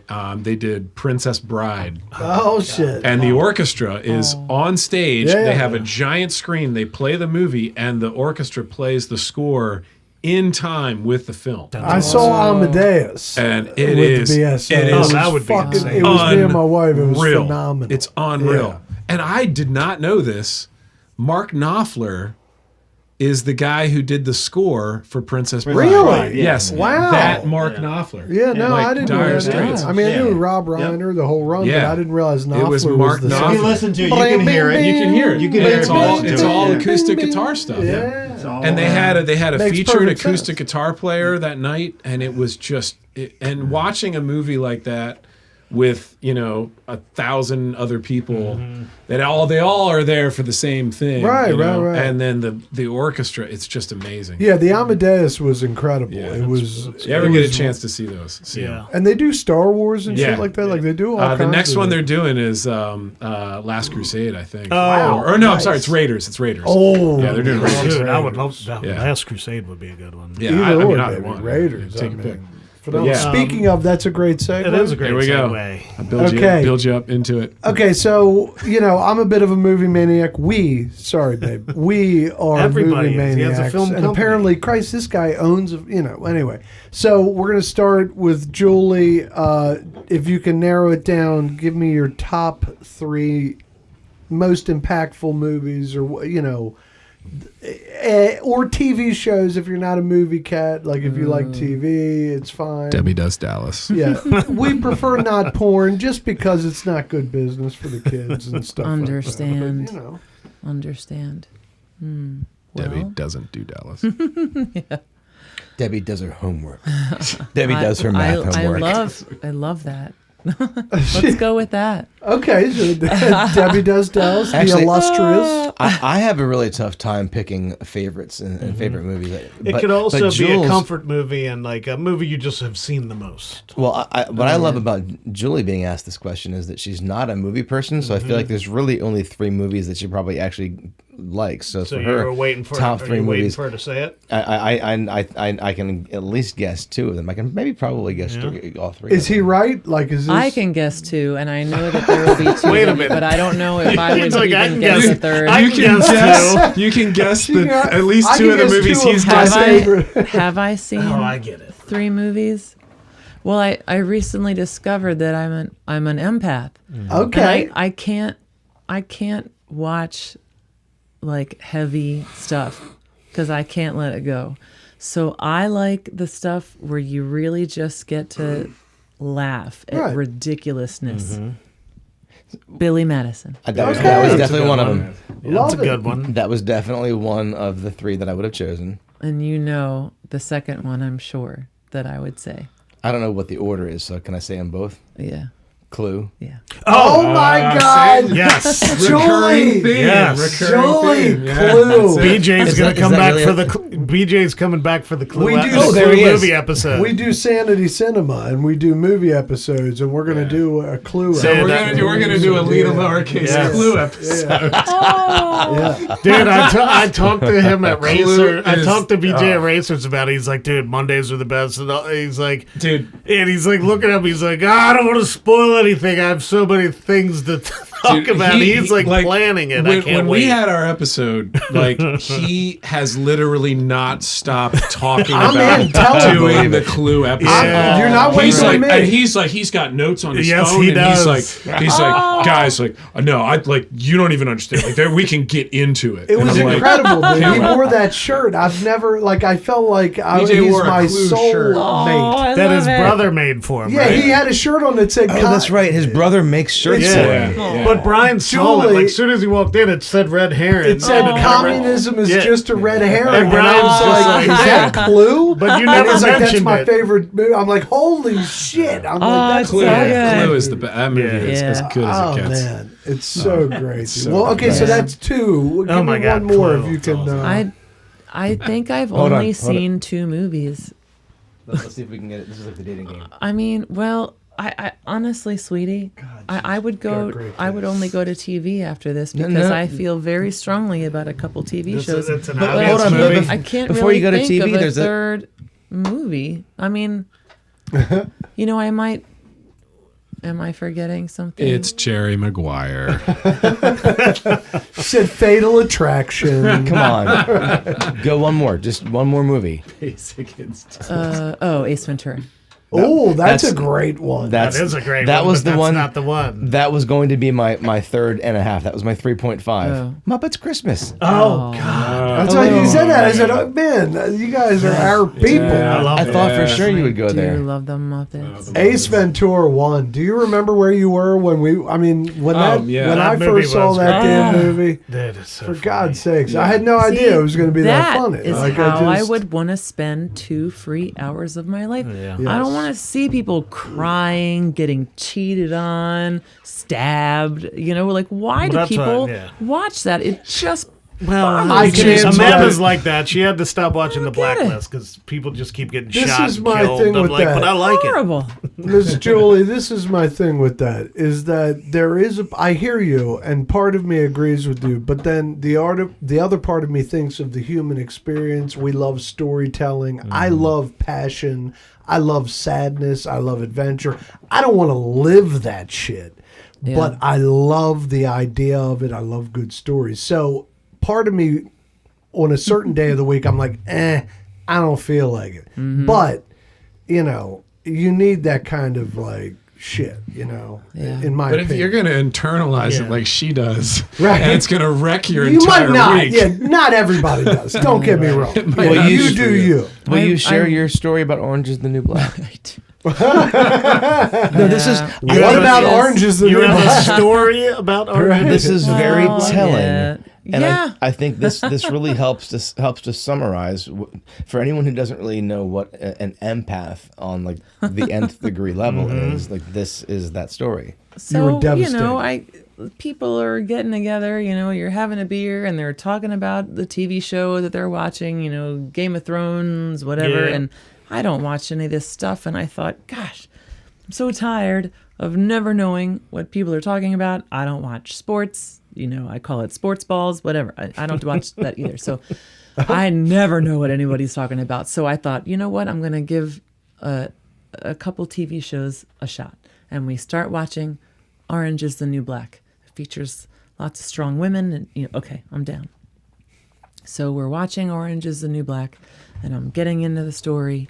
And, when I go to bed, like I think over and over about, what's going on. And I think like, man, like, what would it be like if I went to prison?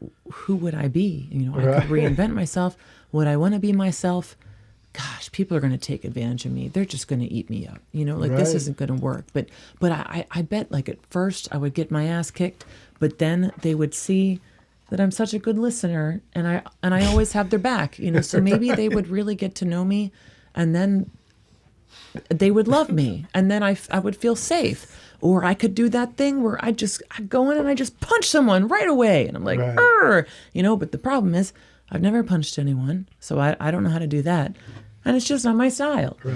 So And this is the then- first 30 seconds this- you've Wait laid a minute. down. Oh, I mean, Is this happening like- when you're watching this it? This is You're when watching I'm it like thinking this, in or bed. after? I'm going to bed. Hours and later, but I'm ladies. really thinking like, Right. you know what I should do? I could get a tattoo. Well, I've always wanted a lollipop tattoo. That's not going to fly in the slammer. I need something harder. You know what I'm going to do? And I'm just can't stop thinking about it. And then I realize, oh, I'm not going to prison. Right. I don't have to worry about it. Why the hell are you worrying? Right. It's incredible. Why So I did, think- you know what? So I realized, turn the TV off. Yeah, what happens on the next Some episode? people hold someone on will, too tight. Someone There's will no catch doubt me up. about that. You know what?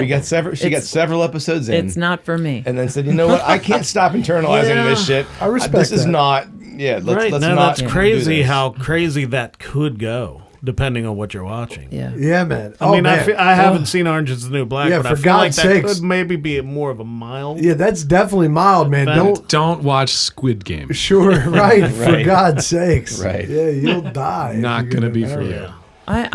you. You know what? I will say, I remember, what was that movie? Kill Bill. Oh, Great Jesus. film. I'm so sorry. Great We film. had so our, sorry. it was when Jamie and I had our apartment together, and all I remember is like maybe the first 10 minutes, and it was so troubling. Right. I agree. Troubling is a very nice way to put the first 10 minutes of that Yeah. film. Right. I ran, I was didn't rough. say a word. I got up, I ran straight to our bedroom, and I jumped into bed and I just sobbed. Wow. And I just True thought, empath. I cannot understand how people can watch this and then eat popcorn and then turn it off and then go on about their day. And I said, I can't do it. Right. I just Wow. can't. That's I mean, that's good. It's interesting. You know, it's an interesting view. I've never quite met anybody as empathetic as you. That's good shit. I mean, it's interesting. It Kill might, Bill. So help me as a songwriter. Right. So you don't go. So Kill Bill. Did nobody tell you about Tarantino? Like, who the hell duped you into? This is an excellent point. This is an excellent something point. about Who's the asshole somebody that cut was off. not it. I don't know. Not There was it. like a dance. Or someone Right. cut off an ear. Or I don't know. Right. Something No, happened. that was a but different movie. But I'm just Yeah. saying, like, you know, So they you didn't should've- make it to the end of that movie. Yeah, they I have should have. no because idea what it happened. gets even It's crazier. considerably No worse. idea. Yeah. Well, Yeah. don't do Tarantino. Well, look, they're We were great picks, and I respect. No, your they're- views. I really do. Ace Ventura. No, Ace Ventura is a good one. You know? Billy Definitely. Madison's great. Clue. Clue's as good as it gets. Tristan. But also Kill Bill and What was the other one? no, Orange is the New Black. I would Orange say. is the New Black. Tristan, your Yeah. return player. Go. Well, I mean, I've talked at length every time I've been here the past 28 episodes I've been on. You're getting a robe and the pipe. I've next talked time. till I'm blue in the face about Jurassic Park. Right. Can't. You should see the film. Right. Yeah. Yeah. You the may have children- heard. Children go home. They have See another the new film. one coming out. It's pretty good. The New World. Don't worry about the new ones. Watch the original and then forget about the rest. Also, see it when the BSO does the soundtrack. Oh, yeah, I bet. shoot. Yeah. Oh my goodness. That would be good. I was reduced to a puddle immediately as soon as the Right, because you were like, it's my childhood. just Right. couldn't handle it. That's good shit. Yeah, we talked about that one. A newer film that I saw, a Japanese film, highly, highly recommend. Very cool. Julie, do not watch this. Right? It's called One Cut of the Dead. Okay. Cut of Incredibly inventive film. Great filmmaking. I don't even know how to begin to describe the premise. It is like an Inception style film. In the sense, not that it's like Inception, but it's done like there is a filmmaker who is making a film and he has a vision, and the movie is about this filmmaker making this film who has this vision. Okay. And the vision is we're going to shoot this entire short film, one cut, no edits. We're going to do it. And they try to shoot it, and all hell breaks loose. Zombie apocalypse happens. What? All this crazy shit happens during the film. And then they zoom back out and rewind the whole thing, and then you realize that someone is filming them film this one-cut thing. It's absolutely mind-blowing. All right. Japanese film. Yeah, It's I'll a check Japanese it film. All right. Yeah. Check it I'm out. Watch it One- in subtitles. One obviously. cut of the dead. I love that shit. One cut of the dead. It's amazing. Yeah, okay. Okay. The other film, I think I talked about it another time I was on here, and I've told you about it. Oh shit! I was gonna bring this one up. Yeah, Brigsby Bear. I was gonna bring it up. Go and watch Brigsby Bear. It is just absolutely phenomenal. I don't think you did bring it up. Did you No, bring I that think up it or sounds familiar. I might have mentioned it. What is it? Give me it's something, It's like- a Kyle Mooney film. Kyle Okay, Mooney from I know Kyle Mooney. SNL. Yes, you yes, definitely you brought did. it up, You yeah. did Yeah. bring it up. You did bring it up. Yeah, watch the film. And It's what can I got find it on? Mark Hamill is in it, and a bunch of other like really great actors. It is just the most endearing, wonderful film you can watch. I love that. Check it out. It's amazing, and it's so creative, and it's just great. Brigsby Bear. And that's Brigsby a Julie approved Brigsby Bear. You're like, actually. No. Be careful, Gilbert. The Careful. the opening like 15-20 minutes of that film might be tough. Too hot. Right. Just because it is. You should have seen it. I got It's you. awesome. I'm It's in, awesome. baby. I'm Have in. you ever All seen right. like Star Wars? Yes. I watched lots of movies when I was a kid. Okay. I saw Titanic in the theater Yeah. 5 times. Okay. I would go Okay, and there we I would go. just cry. The stakes I were saw- pretty here's high the in that thing. movie. Here's gotta the thing. tell I haven't you. cried in like 2 years. I refuse to do it. I saw Titanic for the dead first inside. time 2 years ago. Stop it! Yeah. What? I saw it at First least time. twice. That's kind of offensive. It was I really gotta tell good. you. I It was know. really, It's like, a great movie. It was really good, and I was like, Oh, okay. All right, I get it. It's a great film. I get why everybody when I was in high school kept seeing It's this. a great film. Okay, so this is Julie's weird thing with Tristan is now Titanic. With our previous drummer Don that we've referenced, Yeah. their weird thing was that Don had never seen Dirty Dancing, Wow. Oh, man. Wow. and that always blew her mind. Yeah, you got to She's see so Dirty mad. Dancing. I have a agree. quick Dirty Dancing story. Just I got to give a shout out to Aaron, my partner, because we went. The Senator does the revival series. I know this story. You know the story. And we went and they were doing Dirty Dancing, and we're like, awesome. We're gonna go see Dirty Dancing on the big screen. It's gonna be amazing. The Senator Theater, it's Right. beautiful. There's gonna be 1,000 people in the room. It's gonna be awesome. And so we go to Swallow at the Hollow ahead of time. That's what you do before you go to see a Senator show. We get nice and tuned up as you do before you go and see Dirty Dancing. And we walk in, we sit down, and like the people in that crowd during Dirty Dancing were so stiff. Like, Right. like we're watching this movie and it's Dirty Dancing. Everyone's seen this movie 1,000 times and it's just quiet in the theater. They're just watching. They're just watching the film with all these other people who have clearly seen the film 1,000 times. Right. No one reacting to anything that's happening. Nobody's singing. None of the nobody ridiculous dancing. shit that you're watching on screen is landing with anyone. Right. And then the scene happens. They have their first dance. And that moment where They're in the cabin. They're in the cabin and she does the butt sweep and like grabs his ass a little bit. And Aaron sitting next to me just goes, "Woo!" And the entire, like the Senator Theater, I thought the walls were going to crumble. Like it unleashed everyone in the theater and they were all like, "Oh, thank God." And the rest of the movie, every time something happened, people are yelling out the That's lines awesome. and like, but it was like everyone was sitting there with That's this hilarious. tension Right. of like, are we all going to sit in silence and watch this film? Somebody had to break the ice. Aaron had enough of it. Yeah. And That's she was just amazing. like, "Woo!" And they lost it. It's It a was hot great. scene, man. That's wonderful. I have to That's refill my cup. Is it I know, okay? I have to pee too. Can we Yeah. take a beat? Yeah. Yeah, we can take a used break. We used to cover that tune "Cry to Me," and it was that yeah. song, and then I would grope Jamie's ass. So when we last left, we took a bathroom break, Yeah, we're back. and now My we're cup with is Sir full. Omar. Yeah. What's your three films that if you were ride or die you had Do to? I have to stick No, use with that three? mic. Do I have What's to wrong with that do, mic? do I have to say Yeah, because look, you're gonna cover them up. there's nothing wrong with this mic. I like holding it like Nice, this. I like keeping nice. it close It's to like my a shake weight. Right. I like to support this area. Right. There's absolutely nothing wrong with this You mic. look right. You look really natural. Very Yeah. good. Yeah. Yes. But to is answer your great. question, you could always call in and change them at a later date.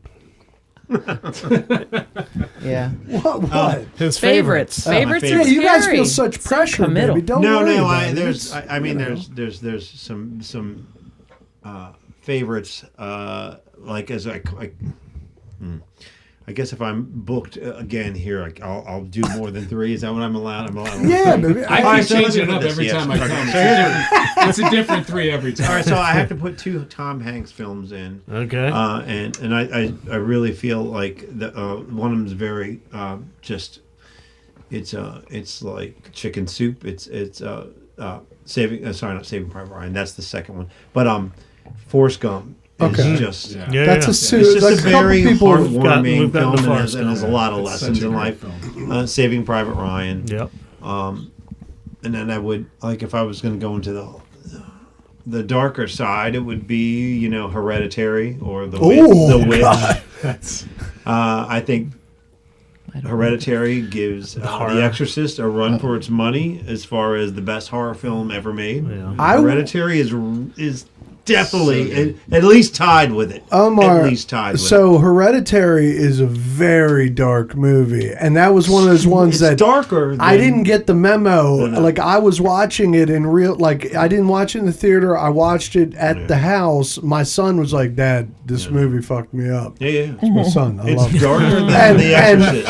I watch it Yeah. and it fucked me. It was so dark. Julie, do not watch Hereditary. No, I can't. Oh I my can't. God. I I have think a it's little trouble trouble these I can days just- handling just- horror. Ari like that. Jamie Aster- screens everything for Ari me. Aster, the guy that made it, right? Yeah. And that Ari Aster, Yeah, I think he so. made Midsommar. Did you ever see? Midsommar. Yeah. Did you ever see Midsommar, that shit? Yeah. I mean, that Yeah. shit was upsetting That was too. just more But shocking. Hereditary, Right. man, was Hereditary a different is- level of upsetting and deep. Like the story It's deeper. made sense. It goes like, further. It goes Right. deeper into the whole idea of existence Yes. and things like that. Midsummer's more culty, and although the cult is part of is definitely Hereditary, part of that cult. I haven't But, seen it, dude. You know, I don't Hereditary know, will but I upset don't you. know I'm if I can telling handle you. I don't think you can. He's gotten soft in his older age. So Like, the I- Exorcist, Hereditary is- yeah.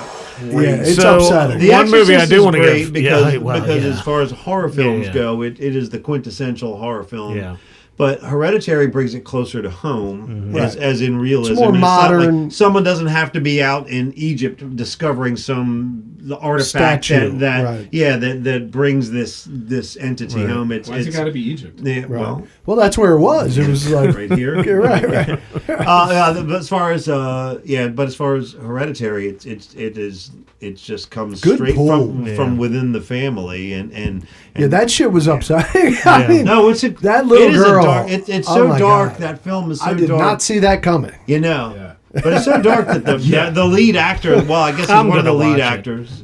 He was so affected by that movie. The kid who, Yes. the boy is like, like I think he had to have therapy. I heard that. From and Toni Collette is just like, Underrated. Every actor kills it in that movie, but Toni Collette just crushes. Underrated. her She's always scenes in that intense. film. She It's should've got- disturbing. Is disturbing. She should have gotten an Oscar now Yeah. for that Well, movie, but it's too absolutely. wild of a Absolutely. movie. I'll say I think Toni Collette, she rivals Shelley Duvall in Yeah, I terror agree. I Yes. agree. Yeah, in yeah. her eyes. Character acting You know, terror. like just absolute abject terror. Right. And she knocks it out of the park. Yeah, she's a phenomenally great. underrated actress. I mean, she She's was great. phenomenal. She was great. She was great in that film. Hereditary, good pull. All good right, one. good. It's good. All right, so we're moving on to Jamie. Back to me. That was mine. Mind if I chug it? No, go ahead. I'm just gonna sip it. Chug. But I might chug. Now again, this isn't. You're not No going to herpes. die here. You don't have to put pressure on I'm the yourself. same Doctor, way. don't- Choosing favorites is very stressful. These are for good times here. These aren't to stress you three out. films you haven't. Three films you haven't Yeah. worked on. Yeah, and if you go to 4, it's fine, baby. You know.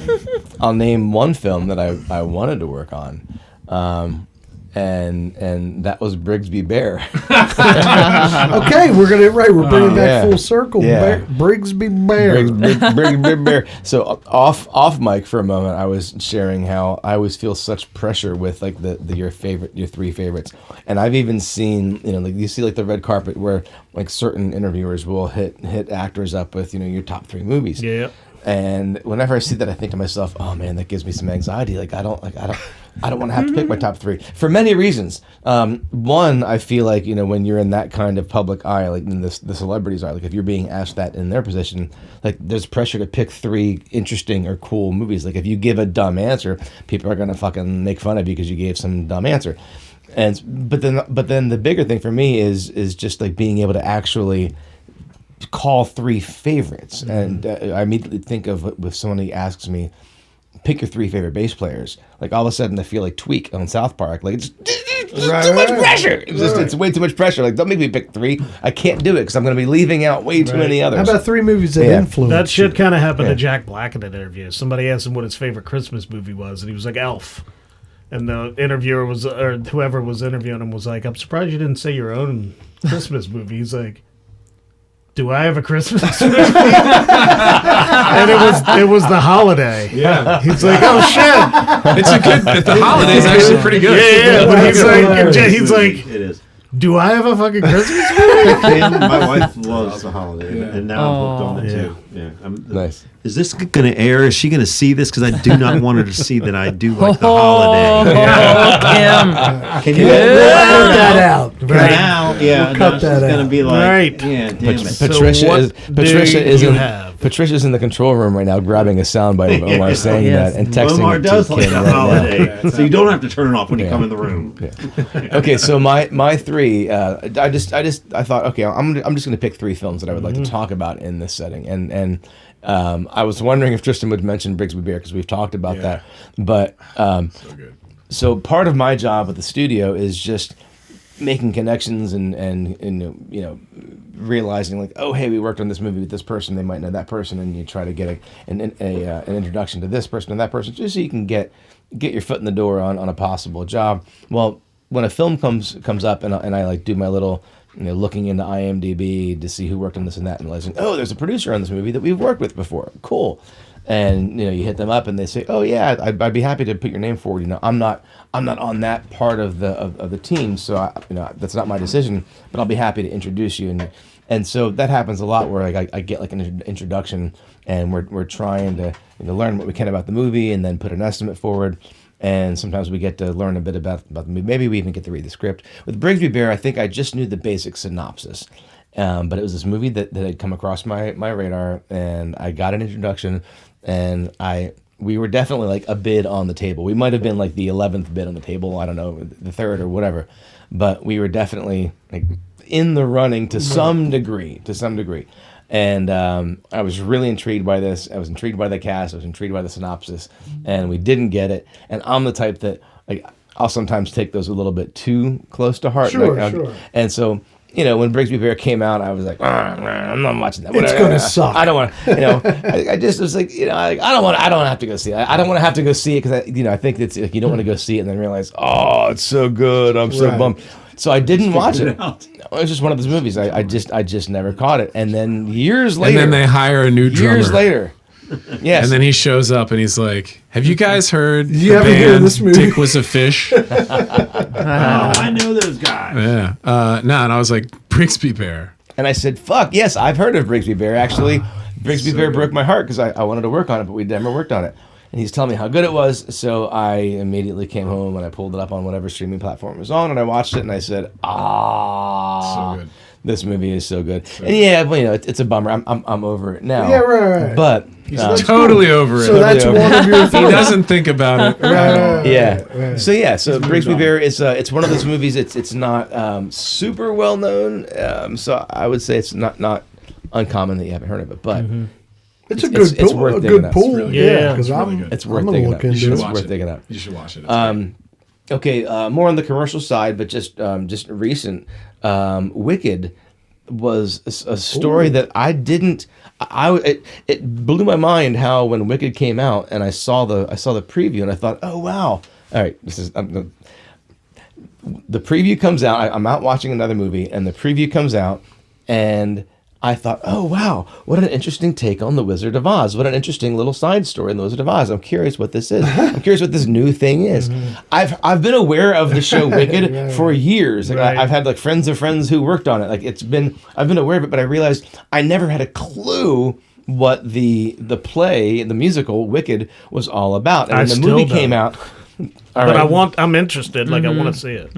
dude, mind blown. The movie comes out, I go to watch it and realize, oh, this is what the hype has been all this time. It's the origin story of the fucking Wicked Witch. Right. And it's something like I had never even imagined. It makes you question who the villain in The Wizard of Oz actually was. Yep. And I did not realize that this had been a thing for so long. Yeah. It was Roger Waters Yeah. the whole It's been time. Right. a huge Broadway hit since the 90s. But that being said, I'm kind of with you. Like, I didn't know, I haven't seen the play. I do know it's about the origin story of the Wicked Witch. But when the preview came out, I'm like, yeah, I'll check it out. But more and more people are reacting the way you're reacting, where they're kind of like, man, I fucking loved it. I didn't know anything about it. I didn't know what to Especially expect, and I loved it. If we're in the same age range, Yeah. and like me, you grew up with The Wizard of Oz. Like I grew up with The Wizard of Oz. and I'm all I've about seen that movie origin probably more stories. times than most movies because Yeah. it was an every year thing. Sure. And my family we were always with the Land. I was like my aunt and uncle. Every year, Sure. we happened to be at their house when that movie came out on TV, and I probably seen it 30 times. Right. It's one of those rewatchable your whole lives. Yeah. You know every line. To And it, here's this everything like that. origin partner story to this story that I had no idea had already been a thing for so long. Nice. And I thought the movie was wonderfully done. Like sure you can bust on anything you want to bust on, but I thought it was really, really well executed. It really, really hit me. Nice. And it ends with a to be continued ... Yeah, right. So Nice. it's only the first. It's only the first half. Spoiler alert. Well, Which is yeah, fucking awesome. yeah, right. They already made that movie. That's already no. There's a second part. There's a Wicked part 2. Yeah. And this is public knowledge. Like it's they're in production on it Right. now. I know that. So That's fun. I get to watch No, a whole that's other- cool. So I was very Nice. I was very impressed by that. So your All right, first so- choice is Brigsby. Your second is Wicked. And now I'm just gonna go to the Don't first, make him feel pressure, you prick. He's No, I gotta go. Somebody's got to take control of this podcast. It's off the rails.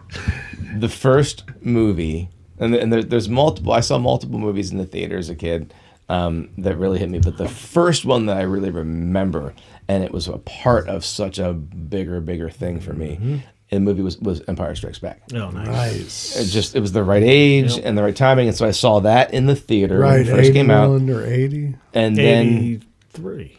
80 or 81? yeah, 81, 82. 81. 80 or Yeah. 81? Oh, right. The Return of the 83 Jedi is was Return. 83. Yeah. Yeah, I was about to be born. yeah. I was 6, Nice, and, yeah, I think I was sick. and so of course that started a lifetime Star Wars Yeah, man. obsession. Empire is such a great sequel. I mean, it's one of those things that it's, Godfather 2 is a sequel, Empire is a sequel. Like Yeah, out of all the Star Terminator Wars 2. stuff. Terminator 2. Rogue One is the only one that I have Sequels trouble are tough. deciding against Empire at this point in my life. Yeah, because Like, Rogue it's always One been was- Empire until great. Rogue One, and then, but that's another one. It's like they haven't made a sequel to Rogue One either. When are we getting Rogue 2? Come on. Rogue 2. Yeah, well, that's a good pick, too. Empire. That's a great list. Yeah, that's a great fucking It was a great list all the way around. For somebody who's seen 2 movies, you We named crushed 4. it. Hey, speaking We of were crushed it, amazing. you guys, I want to wrap up by saying you guys won like Badasses of the Year, some award in Maryland this year, didn't you? Did I see that right? Oh, Oh, you yeah, you guys did. won the Maryland Music Award. It right? was badass. We were so I think that was lucky. on the award. So It said fortunate. Badass of the Year. Aw. No, but did I see that right? Is that correct? Yeah, we did. We won Best Blues Band, which is funny because our sound is a little Right. tricky. Yeah, I was gonna say, it I don't really know if I touches would- on a lot of different genres. Soul, funk, blues. Yeah. That was so fun. But that's wonderful.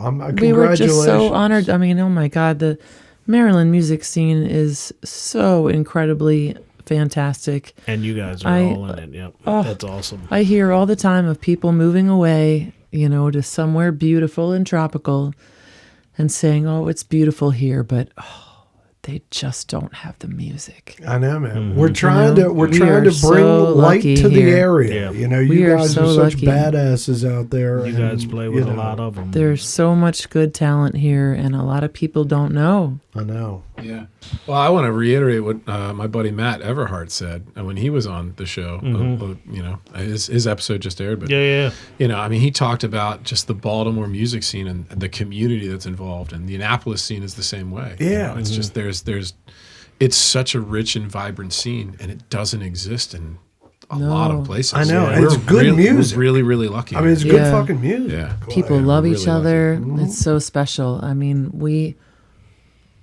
oh my gosh, any night off that we have, we're out supporting, our buddies and cheering them on, wearing each other's T-shirts. And I love that. Dude, we're Yeah. going Friday to see Madison open up for Lauren Ruth Ward. oh, Dude, I messaged Lauren Ruth Ward and sent her Madison's videos from the fucking show, and she responded to me and was like, Did "We're in she? touch with her. Thanks for sending that. It's awesome." And I texted that's Madison. so I'm like, thoughtful. "Dude, check your messages. I think Lauren Ruth Ward is Oh messaging my you." gosh. But then I asked her, I was like, "Dude, if you're in town, like, we got a show." Like, and I sent her some links, and she was like, "Dude," she's like, "It's awesome what you're doing."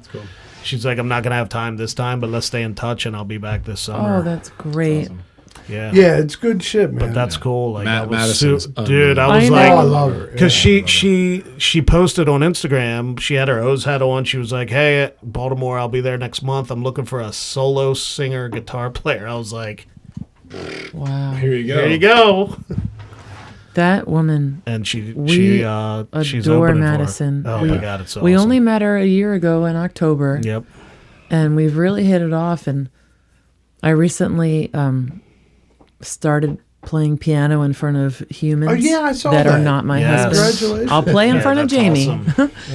And so I was going to play out last week on Wednesday, and she sent me a text that day and said, "You're going to be so great. Everyone's going to love you. You know, I love you, and you know, you're going to do it." And she had a gig from 4:30 to 7:30 that day. So I saw and I said, "Oh, I know it. She's going to sneak in and see." And yes, she came. That's and awesome. That's good. we That's met her, and then it was like an AM FM Annapolis musicians charity organization. It was a celebration, a party, and a musicians appreciation party. We met her a year ago in October, and we were jamming together, and we just hit it off. And I said, "Who are you? Like, where do you live?" She said, "I live in Pasadena." And that's where Jamie and I live. Like, holy shit. Okay.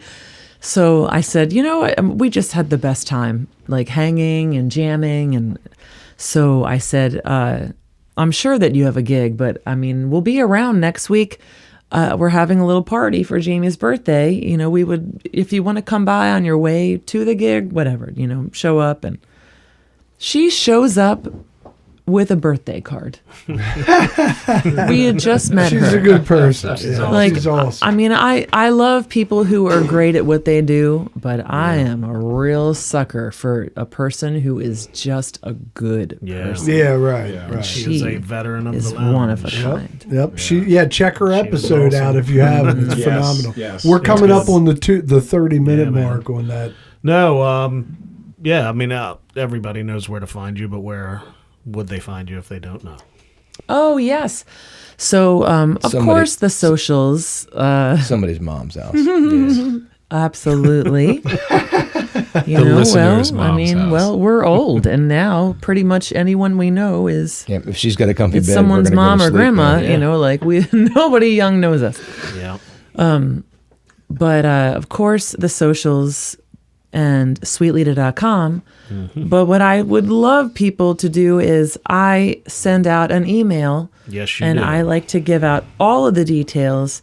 The first kick at tickets, you know, a lot of times like it might sell out, or the sooner you buy, the better seats you get. Sometimes I have a little blog, like I'm going to send out one very soon. Sometimes I have a little like tidbit of kindness to share, some inspiration, like keep going, everyone. You know, I try to keep it positive. Recipes. Or maybe it's a, Yep. recipe about lentils. I follow it. Amanda follows Most it. It's the likely. best place to get tickets to. Yeah, Dude, yeah. it's wild. I watched like some of the scammers on like your Facebook posts. Where Oh they're like, my hey, God. it's They're, wild. they're it's just wild. rough. There was It's once so weird. She made a post about scammers. She said, "Hey, everybody, beware of the scammers. Like, here's our upcoming show. And- beware of the scammers." Right. And the first 5 comments were all scammers. Yeah. It was like, oh, They were like offering no. tickets. Julie's oh, like, no, so sadly, show's I free. cannot go. Like, I on know, the show Show's is free. You're- Like, what are I you know. talking That's about? wild. Like, please don't Yes. fall for this shit. So if you want to get Yeah. the inside information, you know, I will tell you what hotel is good and cheaper, you know, what you should do for dinner if the place doesn't have dinner. You know, I'll give you all the inside info if you just go to sweetleda.com and then you find the little place to enter your email address. I will email you personally. You can reply to it. It'll go to me and you can get all the inside info. And Yes. that is the best way to awesome. get reminded, because we do have some fun stuff coming up. We play with Lowercase Blues and Kelly Bell Band in Lancaster, Pennsylvania coming Yeah. up. We have Kelly Bell and us in March in called Classic. Classic. Nice. Because Kelly Bell is celebrating their 30 years of being Yeah, together. that's awesome. Isn't that We'll crazy? put all that stuff on the calendar. Crazy. Yeah, we want to Our get them in calendar here also. eventually. yeah. too. Oh my gosh, he would be in here tomorrow. Yeah, that would be a great, Yeah. great interview. 'cause Yeah. he's been around. He Yeah. is, and he is so interesting and has so many Yeah. stories. And he is such a supporter of local music. Oh, yeah. Such a supporter. You This- gotta this- Cult Classic's a cool place to see shows. The shirt was an easy choice. I agree. Yeah, I Today. saw when you came in. I was like, Yeah. that's Yeah. fine. All right. Well, look, this has been a pleasure, and fuck you guys rule. And So please fun. tell your friends about us, and we're going to tell our friends about you. And, Absolutely. you know, it was a pleasure, man. Yes. Likewise. Thank you, Yeah. This guys. place- Tristan place for is the awesome. MVP. Tristan for the MVP. Yes. Beautiful job. Thanks for having me one more time. I'll Do be you back have for any the other Clue bands? episode. Right. All right. Stay sane, Baltimore. Yes. Awesome. And thank you, Chris, upstairs there. Hey, Chris. Yes. Yep. Chris is always thanked. And Patricia. And Tid. And The Ted! Peanut Gallery. That's right. Yeah, Lord. dude. There was a little audience here today. It was That's right. It was a good time. It was a party. Yeah. Oh, thanks, guys. That was fun.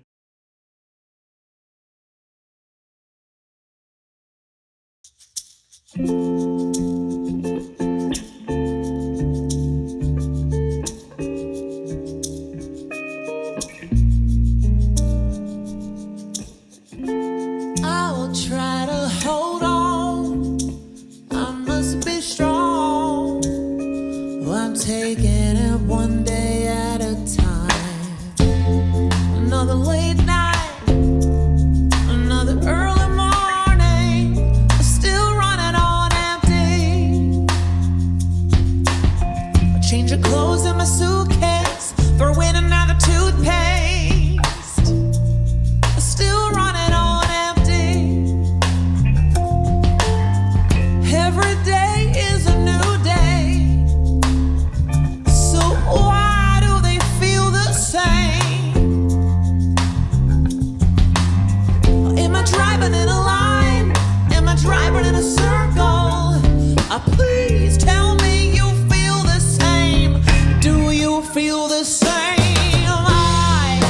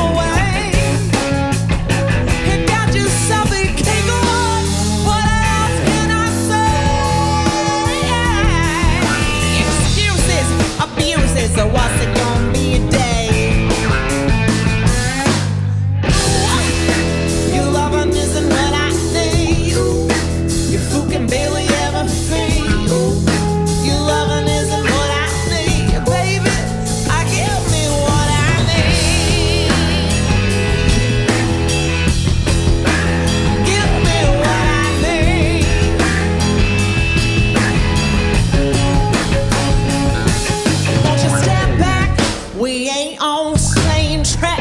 Step back and give me a heart attack. Hold up, watch me, I lay it back. I told you to make go, and I know you know that. Oh, your loving isn't what I need. Your fruit can barely ever fade. Your loving isn't what I need, baby. I give me what I need. Give me what I need. Yeah.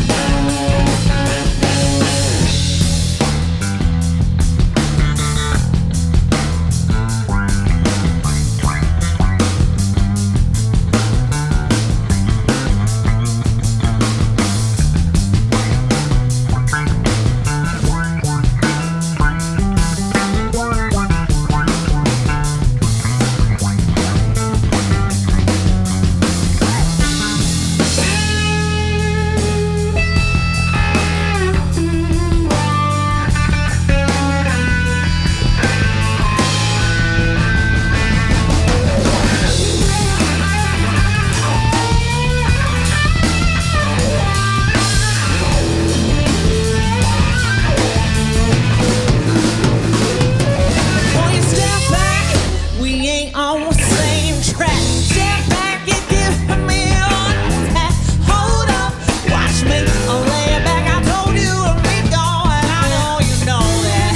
Ooh, your loving isn't what I need. Ooh, your fruit can barely ever fade. Ooh, your loving isn't what I need, baby. Give me what I need. Give me what I need.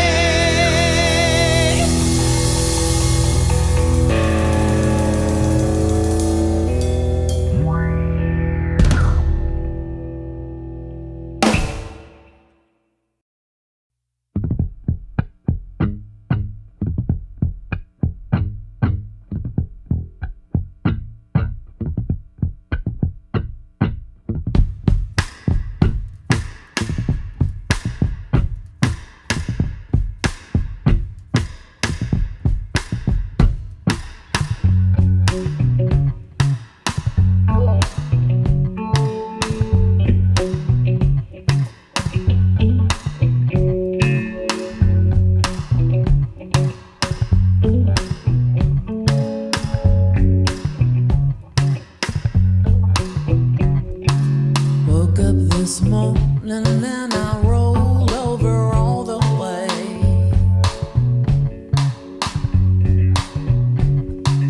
My bed is empty, but I never sleep anyway.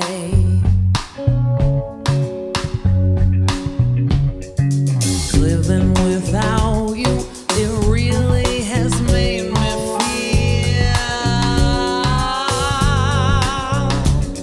Step outside and take a deep breath, and then I say,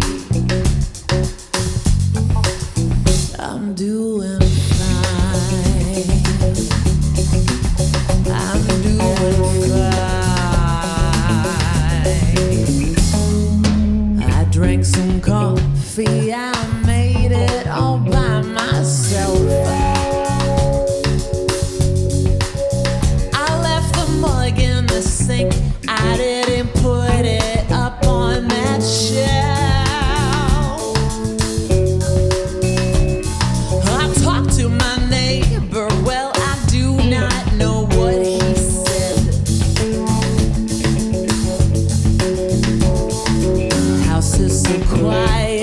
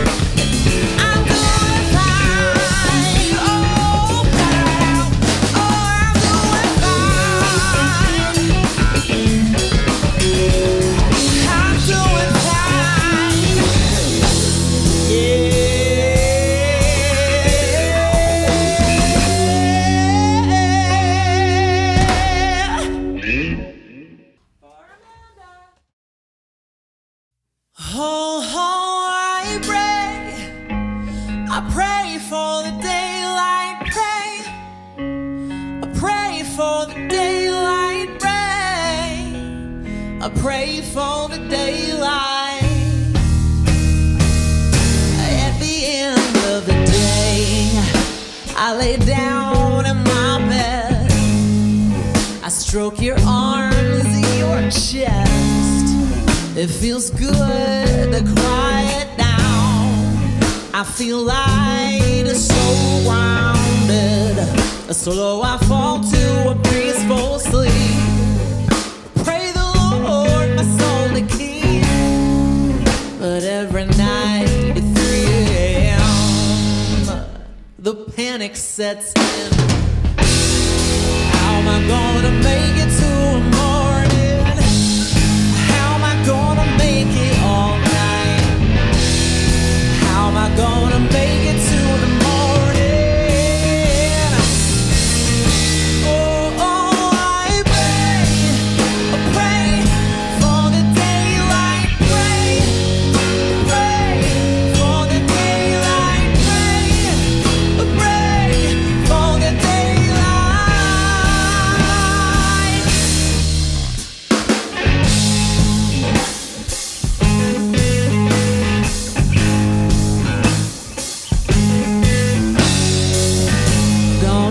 And turn all night like a rotisserie.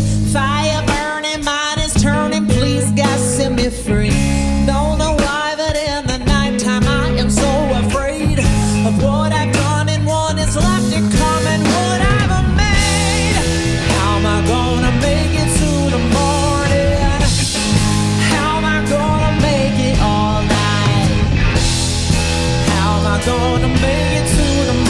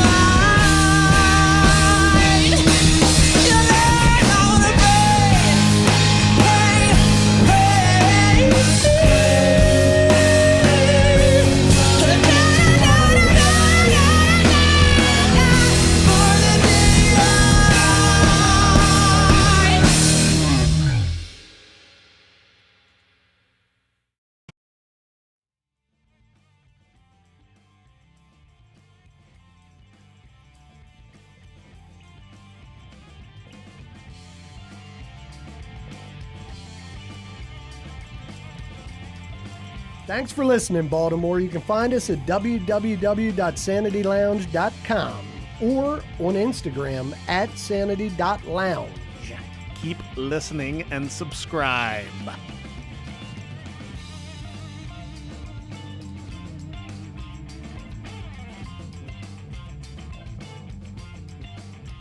Stay sane, Baltimore.